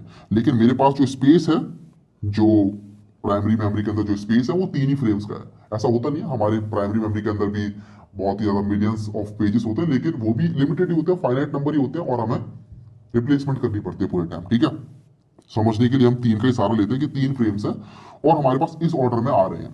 तो होगा क्या, अगर हम first in first out page replacement algorithm लगाएं तो यहाँ पर फर्स्ट इन फर्स्ट आउट क्या होता है, कौन सा डेटा स्ट्रक्चर होता है, क्यू होता है, राइट। कि जो पहले आया उसको पहले बार निकाला, एक क्यू में ऐसे ही होता है। तो इस तरीके से यहाँ पर क्यू बनी हुई है। तो यहाँ पर देखो पहले फॉल्ट होगा क्योंकि 6 चाहिए और 6 है नहीं मेमोरी के अंदर, तो 6 को डाल दिया गया फ्रेम नंबर 1 के ऊपर। अगला चाहिए हमें 1 चाहिए, तो 1 अगेन पेज फॉल्ट होगा क्योंकि 1 मेमोरी में नहीं है, तो 1 को दोबारा डाला। इसे हम कहते हैं डिमांड पेजिंग, कि जब डिमांड है तब डाल रहे हैं। ठीक है, तो डिमांड पेजिंग के लिए ये पेज रिप्लेसमेंट एल्गोरिथम लगाई जा रही है। ठीक है, उसके बाद जब 1 चाहिए था अगेन, तो 1 ऑलरेडी मेमोरी में था तो पेज हिट हो गया। ठीक है, हिट हो गया तो अच्छी बात है, हम चाहते हैं पेज फॉल्ट कम से कम हो। उसके बाद अगला हमें चाहिए था 2, लेकिन 2 मेमोरी में नहीं था, तो अगेन पेज फॉल्ट हुआ और 2 मेमोरी में डाल दिया गया। उसके बाद 5वें नंबर पर चाहिए था हमें 0 नहीं मिला तो पेज फॉल्ट हो गया, लेकिन अब हमारी 3 फ्रेम की स्पेस भी बढ़ गया है। अब 3 ही फ्रेम थे हमारे पास, तो एक फ्रेम को जाना पड़ेगा, उस फ्रेम की जगह पे दूसरा आएगा। ठीक है, तो पेज रिप्लेसमेंट हो रहा है यहाँ पे। तो कौन सी एल्गोरिथम यूज करें, हम यहाँ पे यूज करेंगे फर्स्ट इन फर्स्ट आउट, कि जो पहले आया था उसको पहले बाहर निकालो। सबसे पहले क्या आया था, सबसे पहले 6 आया था, तो 6 को बाहर निकाल के यहाँ पे 0 को डाल दिया गया। ठीक है, तो 6 को बाहर निकाला गया, 0 को डाला गया, ये समझना। और यहाँ पे पेज फॉल्ट हुआ था। अगला यहाँ पे अब हमें 3 चाहिए था, 3 चाहिए था, तो अब कौन सा था जो फर्स्ट इन फर्स्ट आउट के अंदर क्यू में अगला कौन सा होगा निकलने के लिए, तो क्यू में अगला होगा 1, तो 1 बाहर निकलेगा और 1 की जगह पे 3 आ जाएगा। तो इस तरीके से आप इसको पूरा भर सकते हो और ये आपका first in first out page replacement algorithm है। इसके अंदर पेज फॉल्ट बहुत ज्यादा होते हैं। इसके अंदर एक और एनोमली होती है विच इज कॉल्ड बेलेडीज एनोमली। ठीक है, बेलेडीज एनोमली क्या कहती है, बेसिकली होना तो ये चाहिए ना कि जब आप नंबर ऑफ फ्रेम्स को बढ़ा दोगे, जैसे यहाँ पे भी 3 ही फ्रेम्स थे, इसकी जगह मैं सपोज करो 10 फ्रेम कर देता हूँ, तो ऑटोमेटिकली मेरे पेज फॉल्ट कम हो जाने चाहिए। लेकिन अगर आप first in first out algorithm use करोगे तो कई बार देखा जाता है ऐसा कि कुछ सिनेरियोस के अंदर इवन हम फ्रेम्स को बढ़ा भी देते हैं, अपनी प्राइमरी मेमोरी को बढ़ा भी देते हैं, तब भी पेज फॉल्ट ज्यादा हो रहे हैं। तो ये एक अनोमली है जिसको हम बेलेडीज अनोमली कहते हैं। ठीक है, तो इसीलिए first in first out algorithm को हम साइड ही रखते हैं। ये इजी टू इंप्लीमेंट है लेकिन इससे ज्यादा फायदा होता नहीं है। तो अगली होती है ऑप्टिमल पेज रिप्लेसमेंट एल्गोरिथम। ये एकदम बेस्ट है। ठीक है, सबसे बढ़िया पेज रिप्लेसमेंट एल्गोरिथम है। बस इसके अंदर यही एक खास दिक्कत वाली बात है, कैवियाट ये है कि ये फिजिबल नहीं है, इसको इंप्लीमेंट नहीं कर सकते। क्यों नहीं कर सकते भैया, इतनी सबसे बढ़िया है तो बताता हूँ भी आपको। तो ये एल्गोरिथम बेसिकली पता क्या कहती है कि जो पेज सबसे लास्ट में यूज होगा ना, जो एकदम एंड में यूज होगा, उसको सबसे पहले बाहर निकालो। ठीक है, जो बहुत देर तक यूज नहीं होने वाला उसको बाहर निकालो, और जो अभी यूज होने वाला है, जो भी फ्यूचर में यूज होने वाला है, उसको भी पड़े रहने दो मेमोरी के अंदर। ठीक है, तो एक तरीके से फ्यूचर प्रिडिक्ट कर दो, आप फ्यूचर प्रिडिक्ट कर दो कि कौन सा वाला पेज जो है वो अभी रिक्वायर्ड है तुरंत ही, उसको मत निकालो, और जो कौन सा पेज जो है वो बहुत फ्यूचर में बाद में रिक्वायर्ड है उसको निकाल दो। इसके लिए हमें फ्यूचर प्रिडिक्ट करना पड़ेगा, और या तो फ्यूचर प्रिडिक्ट करना पड़ेगा या फिर हो सकता है मे भी मशीन लर्निंग वगैरह लगा के कुछ सिस्टम बना दे जाए। ठीक है, वो मुझे आइडिया नहीं है इतना, लेकिन हाँ, optimal page replacement algorithm is not feasible. ये बेसिकली करता है क्या, यहाँ पे आप देख सकते हो कि अगर आपको पहले से ही पता है कि इस ऑर्डर में मुझे पेजेस चाहिए, ये तो पता नहीं होता है ना, ये तो यहाँ पे बस लिख दिया गया है, लेकिन अगर आपको पहले से ही पता है कि यही ऑर्डर रहने वाला है, यही जो यहाँ पे लिखा हुआ है, तब आप लोग आराम से ऑप्टिमल पेज रिप्लेसमेंट लगा सकते हो। आप क्या करोगे, पहले 6 को डालोगे, 1 को डालोगे, 1 को डालोगे, फिर 2 को डालोगे। ठीक है, इस तरीके से यहाँ तक तो सही है। उसके बाद जब 0 चाहिए, तो 0 जब डालना है तो आप उस पेज को बाहर निकालो जो बहुत देर बाद रिक्वायर्ड होगा। ठीक है, तो इसके लिए कौन सा हम देखेंगे, फ्यूचर में देखेंगे कि अच्छा 3, 4, 6, तो 6 तो हमें तुरंत चाहिए, तो 6 को तो हम बाहर नहीं निकालेंगे। अगला है जीरो, फिर अगला है टू, फिर टू चाहिए हमें तुरंत, तो टू को भी बाहर नहीं निकालेंगे, तो सबसे लास्ट में वन है। ठीक है, तो वन बहुत देर बाद रिक्वायर्ड होगा, तो ऐसा करो वन को बाहर निकालो। तो यहाँ पर देखो वन को बाहर निकाल दिया गया होगा और वन की जगह पर डाल दिया जीरो। देख रहे हो इस तरीके से। तो फ्यूचर का अगर पता रहेगा तो आप कर पाओगे इसको नहीं तो नहीं, इसलिए ये यूज नहीं की जाती। लेकिन ये फिर भी बेंचमार्किंग वगैरह करने के लिए बहुत से एल्गोरिथम है कि इससे हम कंपेयर कर सकते हैं अपनी बाकी सारी एल्गोरिथम्स को, कि ये तो बेस्ट है, इससे कंपेयर करते हैं बाकी सारी एल्गोरिथम्स को कि ये इससे 90% बेस्ट है, ये इससे 50% बेस्ट है। ठीक है, अगली लीस्ट रिसेंटली यूज एल्गोरिथम, ये काफी हेवीली यूज की जाती है। इसके अलावा एक लीस्ट फ्रिक्वेंटली यूज एल्गोरिथम भी होते हैं, वो भी यूज की जाती है। तो ये क्या कहती है बेसिकली कि जो पेज अभी रिसेंटली यूज किया गया था ना उसको मत निकालो, जो लीस्ट रिसेंटली यूज किया गया था उसको बाहर निकाल दो। ठीक है, तो ये बेसिकली कहती है, इसका बेसिकली प्राइमरी मोटिव ये है कि जो पेज अभी अभी फिलहाल में यूज हुआ था वो हो सकता है बाद में फ्यूचर में यूज हो, ठीक है, दोबारा से यूज हो, तो उस पेज को मत निकालो। जो बहुत पहले यूज हुआ था कभी, उस पेज को बाहर निकाल दो। ठीक है, तो पास्ट में जो पेज बहुत पहले यूज हुआ था उस पेज को बाहर निकालो, जो अभी फिलहाल में यूज हुआ है उस पेज को मत निकालो। ये इसकी फिलॉसफी है और इसके अंदर आप इस तरीके से काम कर सकते हो। देख सकते हो पहले 6 1 1 2 तक तो ठीक है, उसके बाद जब जीरो को डालने की बात आई तो लीस्ट रिसेंटली यूज कौन सा पेज था, तो सबसे लास्ट में कौन सा पेज यूज किया गया था, तो यहाँ पर देखो टू एकदम रिसेंटली यूज किया गया था, उसके बाद वन, उसके बाद सिक्स, उसके बाद तो सिक्स था लीस्ट रिसेंटली यूज, तो सिक्स को बाहर निकाल दो, तो सिक्स को बाहर निकाल के यहाँ पे जीरो डाल दिया गया। ठीक है, उसके बाद यहाँ पे 0 1 2 डल गया और 3 आया। तो हम देखेंगे अब लीस्ट रिसेंटली यूज कौन सा पेज था, तो जीरो तो अभी रिसेंटली यूज किया गया, उसके बाद 2, उसके बाद 1, तो 1 को बाहर निकाल दो। तो थोड़ा थोड़ा देखने में लगेगा कि ये फीफो जैसे ही तो लग रहा है, लेकिन फीफो नहीं है। ठीक है, लीस्ट रिसेंटली कौन सा यूज किया जा रहा है उसका ध्यान रखा जाता है इसके अंदर। तो ये हो गया हमारा पेज रिप्लेसमेंट एल्गोरिथम। अब अगला एक कंसेप्ट आता है विच इज कॉल्ड थ्रैशिंग। ये भी बहुत ज्यादा पूछा जाता है इंटरव्यूज के अंदर कि बताओ थ्रैशिंग कब होता है, थ्रैशिंग कैसे होता है, क्यों क्यों होता है, ठीक है, कैसे अवॉइड कर सकते हैं ये सब चीजें। तो थ्रैशिंग का मतलब ये है कि जब आपका जो कंप्यूटर है, ऑपरेटिंग सिस्टम है, वो कंप्यूटेशन कम कर रहा है और बस पेज रिप्लेसमेंट किए जा रहा है, पूरे टाइम बस पेज रिप्लेसमेंट में लगा हुआ है और कंप्यूटेशन कम कर रहा है, तो उस टाइम पे थ्रैशिंग हो जाती है। तो थ्रैशिंग कब होगी, जब आपने कंप्यूटर के अंदर बहुत सारी डिग्री ऑफ मल्टी प्रोग्रामिंग को बहुत ज्यादा हाई कर दिया है। आप degree of multi programming high करते जाते हो तो आपकी ऑब्वियसली सीपीयू यूटिलाइजेशन बढ़ती जाती है, क्योंकि आपका सीपीयू पूरे टाइम कुछ ना कुछ काम करने में लगा हुआ है। और हम यही चाहते हैं, हम चाहते हैं कि हमारे कंप्यूटर की सीपीयू यूटिलाइजेशन हाई हो, क्योंकि सीपीयू खराब खरीदा है हमने किसी काम के लिए खरीदा, राइट, काम करवाने के लिए खरीदा है। अब वो काम ही नहीं करेगा तो फिर क्या फायदा है उसका। उसे हम चाहते हैं कि वो पूरे 100% यूटिलाइजेशन पे काम करे, लेकिन इसीलिए हम चाहते हैं कि उसमें ज्यादा से ज्यादा हम प्रोग्राम्स लोड करें, लेकिन एक लिमिट होनी चाहिए प्रोग्राम्स लोड करने की। अगर आपने लिमिट से ज्यादा प्रोग्राम लोड कर दिए ना, तो आपका सीपीयू काम करने की बजाय पेज रिप्लेसमेंट पे लगा रहेगा पूरे टाइम ठीक है, और उस टाइम पर थ्रैशिंग हो जाती है। यहाँ पर देखो ये वो ग्राफ बन के आ रहा है, यहाँ पर आपकी सीपीयू यूटिलाइजेशन है और यहाँ पर आपकी डिग्री ऑफ मल्टी प्रोग्रामिंग है। जैसे जैसे आप डिग्री ऑफ मल्टी प्रोग्रामिंग बढ़ा रहे हो, आपकी थ्रूपुट इंप्रूव हो रही है। और यहाँ पर इतने लेवल ऑफ मल्टी प्रोग्रामिंग में सपोज करो यहाँ पे आपने 100 प्रोग्राम लोड कर दिए मेमोरी के अंदर, तो यहाँ पर आपका सीपीयू बढ़िया 100% यूटिलाइजेशन पे चल रहा है, ठीक है, काम हो रहा है, आपका थ्रूपुट हाई है। लेकिन इससे ज्यादा जब आप प्रोग्राम लोड करने का ट्राई करते हो तो होता क्या है, सीपीयू यूटिलाइजेशन कम होने लग जाती है। सीपीयू यूटिलाइजेशन कम क्यों हो रही है भैया, क्योंकि अब हो गया क्या कि जैसे ही आपकी 101वीं प्रोसेस आई, तो 101वीं प्रोसेस आने के लिए जगह तो है नहीं, तो किसी पेज को बाहर निकलना पड़ेगा, किसी पेज को आना पड़ेगा। अब उस पेज को लेके आए, लेकिन दोबारा से अब दूसरा पेज चाहिए था, वो भी पेज फॉल्ट कर गया, तो उसको हटा के दूसरे पेज को लेके आओ। तो पूरे टाइम क्या होगा, पेज हटेंगे, पेज आएंगे, पेज हटेंगे, पेज आएंगे, और जैसे जैसे करके आप डिग्री ऑफ मल्टी प्रोग्रामिंग को बढ़ाते जाओगे, ये चीजें और ज्यादा होंगी। और इस टाइम पे आपका सीपीयू यूटिलाइजेशन एकदम लो हो चुका है, पुअर हो चुका है, और आपका कंप्यूटर थ्रैशिंग स्टेट में जा चुका है। इससे हम कहते हैं थ्रैशिंग।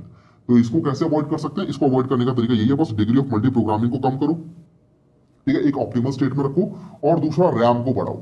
अगर आपकी रैम ज्यादा होगी, 8 GB रैम में ज्यादा प्रोग्राम लोड करोगे तो ऑब्वियसली थ्रैशिंग होगी, राइट। रैम ज्यादा कर लो तो भी सही है, या फिर डिग्री ऑफ मल्टी प्रोग्रामिंग कम करो, ऑप्टिमल स्टेट में रखो, तो आपकी थ्रैशिंग नहीं होगी, ठीक है। तो ये आता आपका थ्रैशिंग, समझ में आ गया होगा। थ्रैशिंग के बाद अगला कंसेप्ट है हमारा सेगमेंटेशन। सेगमेंटेशन भी बहुत ज्यादा इंपॉर्टेंट कंसेप्ट है। बेसिकली पेजिंग हमने देखा था, पेजिंग के अंदर आप लोगों की जो प्राइमरी मेमोरी है उसको मल्टीपल पेजेस में डिवाइड कर देते हैं, लेकिन इसके साथ एक इश्यू है। इसके साथ इश्यू ये है कि आपने फिक्स्ड साइज के पेजेस बना रखे हैं अपने, कुछ पेजेस का साइज फिक्स रहता है उसके अंदर, ठीक है, डायनेमिक नहीं होता, पेजेस का साइज फिक्स रहता है। आपने फिक्स साइज के पेजेस बना रखे हैं। अब हुआ क्या, आपको सपोज करो एक पूरा का पूरा मेन मेथड चाहिए था, ठीक है, आपके प्रोग्राम के अंदर मेन मेथड होता है। सपोज करो एक आपने बना रखा है इस बाइनरी सर्च ट्री करके एक मेथड बना रखा है। अब आपने मेन मेथड पूरा का पूरा चलाना है, ठीक है, लेकिन आपने क्या किया, क्योंकि आप पेजिंग यूज कर रहे थे, तो शुरुआत के 4 पेजेस, शुरुआत के 4 लाइन को तो आपने रखा, बाद के 4 लाइन को आपने रखा ही नहीं, ठीक है। लेकिन आपको रिक्वायरमेंट तो 8 की 8 लाइनों की है, लेकिन पेजिंग अगर यूज करोगे तो आप पेजिंग में तो बस शुरुआत की 4 लाइनें जाएंगी, बाकी 4 लाइनें नहीं जाएंगी, और जब उनकी रिक्वायरमेंट होगी, जब डिमांड पेजिंग होगी, तब बाकी 4 लाइनें जारी होंगी। तो खाम में आपका पेज फॉल्ट हो रहा है।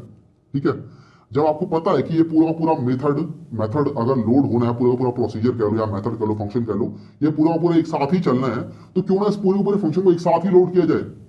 इस चीज को हम कहते हैं सेगमेंटेशन। इस सेगमेंटेशन में कंप्यूटर के व्यू के हिसाब से नहीं, यूजर के व्यू के हिसाब से चला जाता है कि यूजर का जो प्रोग्राम है वो कहता है कि मुझे ये वाला प्रोसीजर तो पूरा पूरा एग्जीक्यूट करना है, तो क्यों ना इस पूरे के पूरे प्रोसीजर को एक साथ लोड कर दिया जाए। ठीक है, इसको मत तोड़ो। तो ये होता है बेसिकली। ठीक है, तो ये देख लो यहाँ पे कि आपका जो कोड है वो सपोज करो प्रोसीजर 1 है, उसके अंदर प्रोसीजर 2 है, एक स्टैक है, इसमें एक लाइब्रेरी फंक्शन है, इसमें एक मेन फंक्शन है। तो इसको फंक्शंस में तोड़ दिया जाता है कोड को, और ये पूरा पूरा फंक्शन फिर मेमोरी में लोड किया जाता है, क्योंकि हमें पता है पूरा पूरा फंक्शन चलेगा तो पूरा पूरा ही चलेगा। राइट, ऐसा तो नहीं है कि आधा फंक्शन चला और आधा नहीं चला, ये तो कभी नहीं होगा। तो इसीलिए पूरा पूरा फंक्शन आपका मेमोरी में लोड कर जाता है, इसे हम कहते हैं सेगमेंटेशन। तो बेसिकली सेगमेंटेशन और पेजिंग को एक साथ चला लोगे, मतलब आप लोग पेजिंग भी कर रहे हो, लेकिन पेजिंग किस बेसिस पे कर रहे हो, आप सेगमेंट्स के बेसिस पे कर रहे हो, कि आप पूरा पूरा सेगमेंट लोड कर दे रहे हो। ठीक है, तो यहाँ पे हुआ क्या कि फिक्स साइज के पेजेस नहीं है मेरे अब। ठीक है, मेरा हो गया कि ये वाला पेज जो है ये थोड़ा बड़ा साइज का हो गया, दूसरा वाला पेज जो है मेरा थोड़ा छोटा साइज का हो गया, इस तरीके से।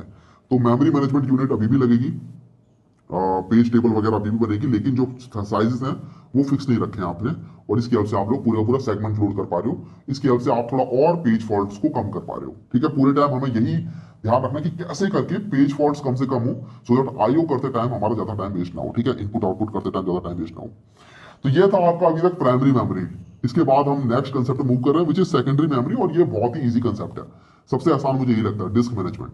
इसमें फाइल मैनेजमेंट भी आता है, लेकिन ज्यादा पूछा नहीं जाता, डिस्क मैनेजमेंट ज्यादा पूछा जाता है। तो इसकी हम बात कर लेते हैं। डिस्क मैनेजमेंट मतलब सेकेंडरी मेमोरी। आपने देखा होगा आपकी सॉलिड स्टेट ड्राइव होती है, एक होती है एचडीडी हार्ड डिस्क ड्राइव होती है। हार्ड डिस्क ड्राइव आजकल थोड़ी कम यूज होती है, क्योंकि इसके अंदर मैकेनिकल पीसेस बहुत ज्यादा होते हैं, इसमें ये सब रोटेशनल वगैरह लगा होता है। ये होता है आपका हार्ड डिस्क ड्राइव, जो यहाँ पे बना रखी है ना, ये होती है आपकी hard disk. Hard disk basically अगर आप खोल के देखोगे तो उसके अंदर बहुत सारे सर्कुलर इस तरीके से कैसेट्स बनी हुई हैं, और ये सब के सब एक के ऊपर एक स्टैक्ड है। आप सुनते भी होंगे कई बार हार्ड डिस्क में से आवाजें आती हैं घूमने की, कुछ कुछ ची ची करके। राइट, वो यही हो रहा होता है उस टाइम पे। Hard disk drive actually circle में यहाँ पे इसके अंदर ये डिस्क घूम रही होती है, इसमें सेक्टर्स घूम रहे होते हैं, और उसमें एक हैंडल होता है, स्पिंडल होता है, ये सब चीजें होती हैं। तो ये होती है आपकी हार्ड डिस्क ड्राइव। एक होती है सॉलिड स्टेट ड्राइव, वो थोड़ी फास्ट है। आपने देखा होगा एसएसडी जो है वो मच फास्ट होती है एचडीडी से, वो इसलिए क्योंकि उसके अंदर मूविंग पार्ट्स वगैरह नहीं होते हैं। ठीक है, और मैग्नेटिक उसके अंदर कंसेप्ट होता है, मैग्नेटिज्म की वजह से वो चल रही होती है। मेरे को एक्चुअली बहुत अच्छे से तो नहीं पता है, लेकिन इतना पता है एचडीडी के अंदर इतने सारे मूविंग पार्ट होते हैं। एचडीडी के अंदर सुन के देखोगे कोई आवाज नहीं आती, ठीक है, एसएसडी के अंदर, लेकिन एचडीडी के अंदर बहुत आवाजें आती हैं, वो क्योंकि उसमें चीजें घूम रही होती हैं। ठीक है, अब कैसे घूम रही होती हैं, ट्रैक्स वगैरह किस तरीके से उसके ऊपर आपका डेटा स्टोर होता है, वो जरा समझ लेते हैं। सारा का सारा खेल आपके इलेक्ट्रॉन्स की डेंसिटी के ऊपर है। इलेक्ट्रॉन की डेंसिटी हाई है तो वहां पर 1 मान लिया जाएगा, इलेक्ट्रॉन की डेंसिटी लो है तो वहां पर 0 मान लिया जाएगा।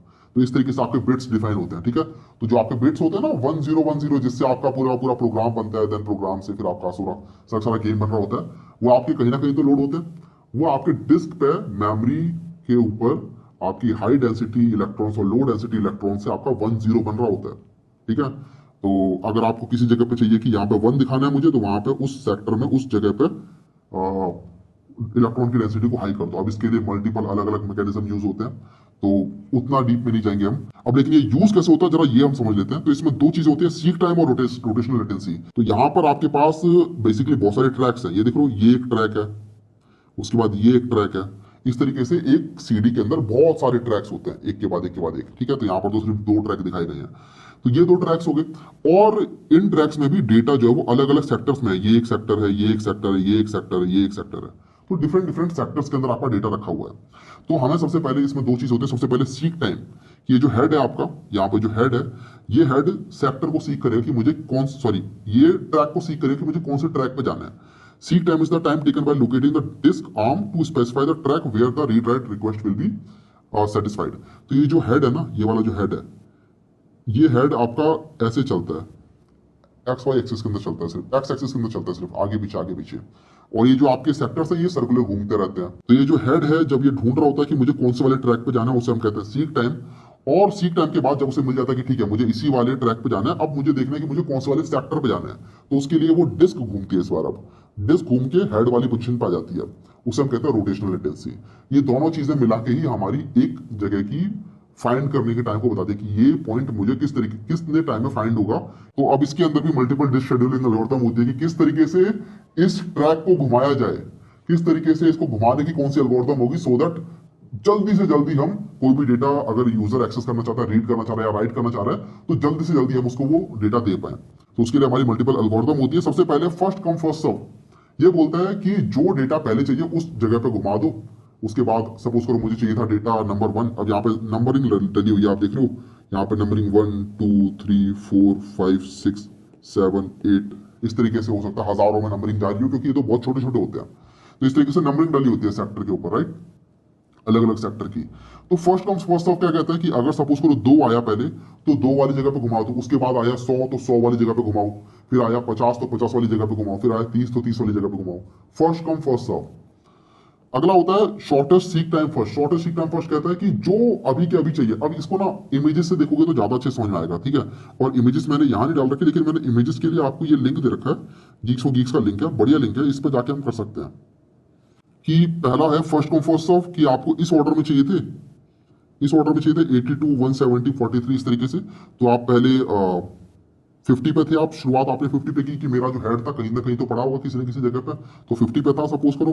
50 से पहले वो गया 82 पे, 82 से 170 पे गया। तो ये तो मतलब इसमें बहुत ज्यादा स्पिन करना होता है, हम चाहते हैं स्पिन कम से कम हो, ठीक है। या फिर ये जो देख रहे हो आप जिगजैग जो लाइन्स है, ये कम से कम बने लाइन्स।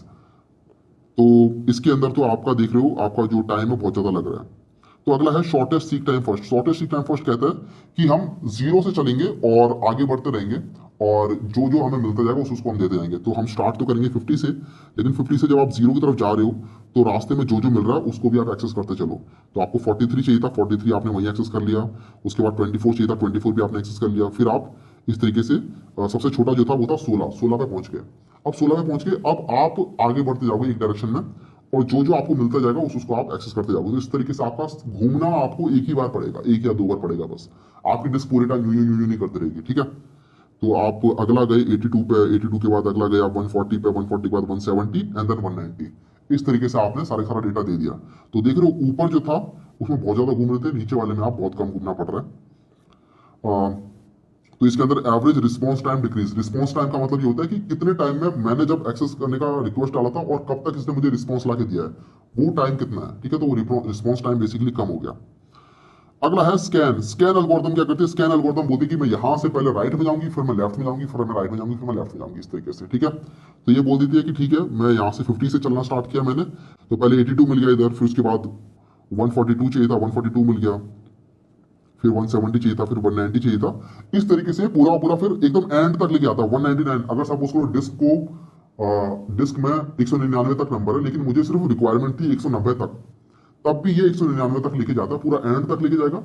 उसके बाद फिर उल्टा घुमाएगा डिस्क को, ठीक है। अब 199 से उल्टा घुमाना स्टार्ट करेगा, और अब मुझे मिल जाएगा यहाँ पे 43, फिर 24 और फिर 16 इस तरीके से। तो इसके अंदर भी काफी हाई थ्रूपुट होता है। अगला होता है सी स्कैन।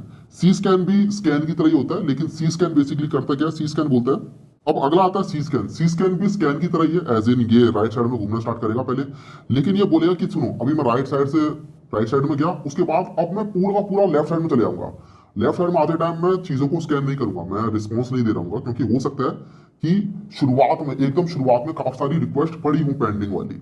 राइट साइड में तो अभी मैं गया ही था, अब राइट साइड से सीधा मैं 0 की तरफ चले जाऊंगा, और 0 की तरफ जाते टाइम मैं बीच में कुछ भी डेटा स्कैन नहीं करूंगा। जैसा आप देख रहे हो कि ये पहले 50 से 82, फिर 142, फिर इस तरीके से 199 तक गया। उसके बाद जब ये लेफ्ट साइड जाना स्टार्ट हुआ, तो लेफ्ट साइड में इसने कुछ भी प्रोसेस नहीं किया, और फिर यहाँ से फिर इसने दोबारा से राइट साइड जाना स्टार्ट कर दिया, ठीक है। अगला होता है लुक। लुक बेसिकली क्या होता है, लुक एल्गोरिथम के अंदर it is similar to scan disk algorithm except for the difference that the disk arm in spite of going to the end of the disk goes only to the last requested। तो ये थोड़ा सा smart way है। ये look algorithm क्या करती है, बोलती है कि सुनो भाई करना काम मुझे स्कैन की तरह ही है, लेकिन मैं एकदम एंड में नहीं जाऊंगा, ठीक है। अब 199 तक आपका नंबर है, हो सकता है आपका नंबर 2000 तक होता, तो क्या मैं 2000 तक स्कैन करूं, जबकि रिक्वेस्ट जो थी लास्ट मेरी 190 पे खत्म हो गई थी, राइट। तो मैं एकदम एंड में क्यों जाऊं, तो ये 190 से ही रिट्रेस बैक कर लेगा, और रिट्रेस बैक करते टाइम दोबारा से बीच बीच में स्कैन करता चलेगा। तो लुक जो है वो स्कैन की तरह है, बस एकदम एंड तक नहीं जाता। सिमिलरली जो सी लुक है वो सी स्कैन की तरह है, बस ये बीच में ट्रेस नहीं करता है, ये भी एंड तक नहीं जाता, बस बीच में ट्रेस नहीं करता। जैसे कि आप सी लुक को देख सकते हो, C look is similar to C scan और बस ये क्या है कि ये एंड तक नहीं जाता, ये बीच में रखता है, जहां जहां पर डेटा स्कैन करना है उतने तक जाता है, पूरा एंड तक नहीं घुमाता है। ठीक है, तो यहाँ पर हमारा सी लुक, सी स्कैन, स्कैन वगैरह ये सब हो जाता है और इतना ही है। अगर जल्दी से आपको रिवाइज करना है तो एक बार मैं तुरंत जल्दी से रिवाइज भी कर देता हूँ, उसके बाद फिर इस वीडियो को एंड करेंगे। तो हमने स्टार्ट किया तो सबसे पहले व्हाट इज ऑपरेटिंग सिस्टम के साथ। ठीक है, ऑपरेटिंग सिस्टम होता क्या है, कितने टाइप के होते हैं, उसके बाद हमने पढ़ा प्रोसेस, थ्रेड, ये सब क्या होते हैं, फिर मल्टी प्रोसेस, मल्टी प्रोग्रामिंग, सब के सब सिमिलर कंसेप्ट होते हैं लेकिन थोड़ा थोड़ा डिफरेंस होता है सबके अंदर। उसके बाद प्रोसेस की डिफरेंट डिफरेंट स्टेट्स को जाके हमने देखा, सीपीयू की शेड्यूलिंग एल्गोरिथम को देखा हमने। उसके बाद क्रिटिकल सेक्शन में जाकर देखा कि मल्टीपल प्रोसेस एक साथ अगर किसी चीज को एक्सेस करने का ट्राई कर रही है तो क्या क्या मैकेनिज्म हो सकते हैं जिनसे कि हमारी प्रोसेस सिंक्रोनाइजेशन बनी रहे। उसके प्रोसेस सिंक्रोनाइजेशन के मैकेनिज्म देखे, डेडलॉक कैसे होता है, कैसे हैंडलिंग की जाती है उसकी, वो हमने देखा। मेमोरी मैनेजमेंट के तरीके देखे हमने अलग अलग। उसके बाद पेजिंग की बात की हमने और पेजिंग किस तरीके से काम करता है, वर्चुअल मेमोरी क्या होता है वो हमने समझा। पेज रिप्लेसमेंट की 2-3 एल्गोरिथम्स को हमने समझा। उसके बाद थ्रैशिंग को भी जाना, थ्रैशिंग कैसे होता है। सेगमेंटेशन को पढ़ा कि एंड में आप लोग सेगमेंटेशन और पेजिंग को एक साथ यूज कर रहे होते हो। और उसके बाद डिस्क मैनेजमेंट को पढ़ा, डिस्क किस तरीके से काम करते हैं। उसके बाद डिस्क शेड्यूलिंग एल्गोरिथम कौन कौन सी होती है, इनकी इमेजेस को आप यहाँ पर लिंक पे क्लिक करके जाकर देख सकते हो, गीक्स पे चले जाओगे और लिंक के थ्रू थोड़ा जल्दी से समझ में आता है। ठीक है, तो यही होता है ऑपरेटिंग सिस्टम के अंदर जो आपके इंटरव्यूज के अंदर पूछे जाते हैं। और मुझे लगता है कि इंजीनियरिंग के अंदर भी जब वीडियो खत्म हो गई तो इंजीनियरिंग के अंदर भी आई थिंक काफी हद तक आप समझ जाओगे इसको, कंसेप्ट को पढ़ के। ठीक है, क्योंकि लिखना तो खुद ही होता है, बाकी रटना होता है काफी सारी चीजें, तो रटना है अब आपको। बाकी इंटरव्यू के अंदर अगर कोई क्वेश्चन आता है तो आप इसीलिए आंसर कर पाओगे। और मुझे बताना कौन कौन सा क्वेश्चन आपसे पूछा गया था इंटरव्यू के अंदर और कितनी आपकी हेल्प हुई।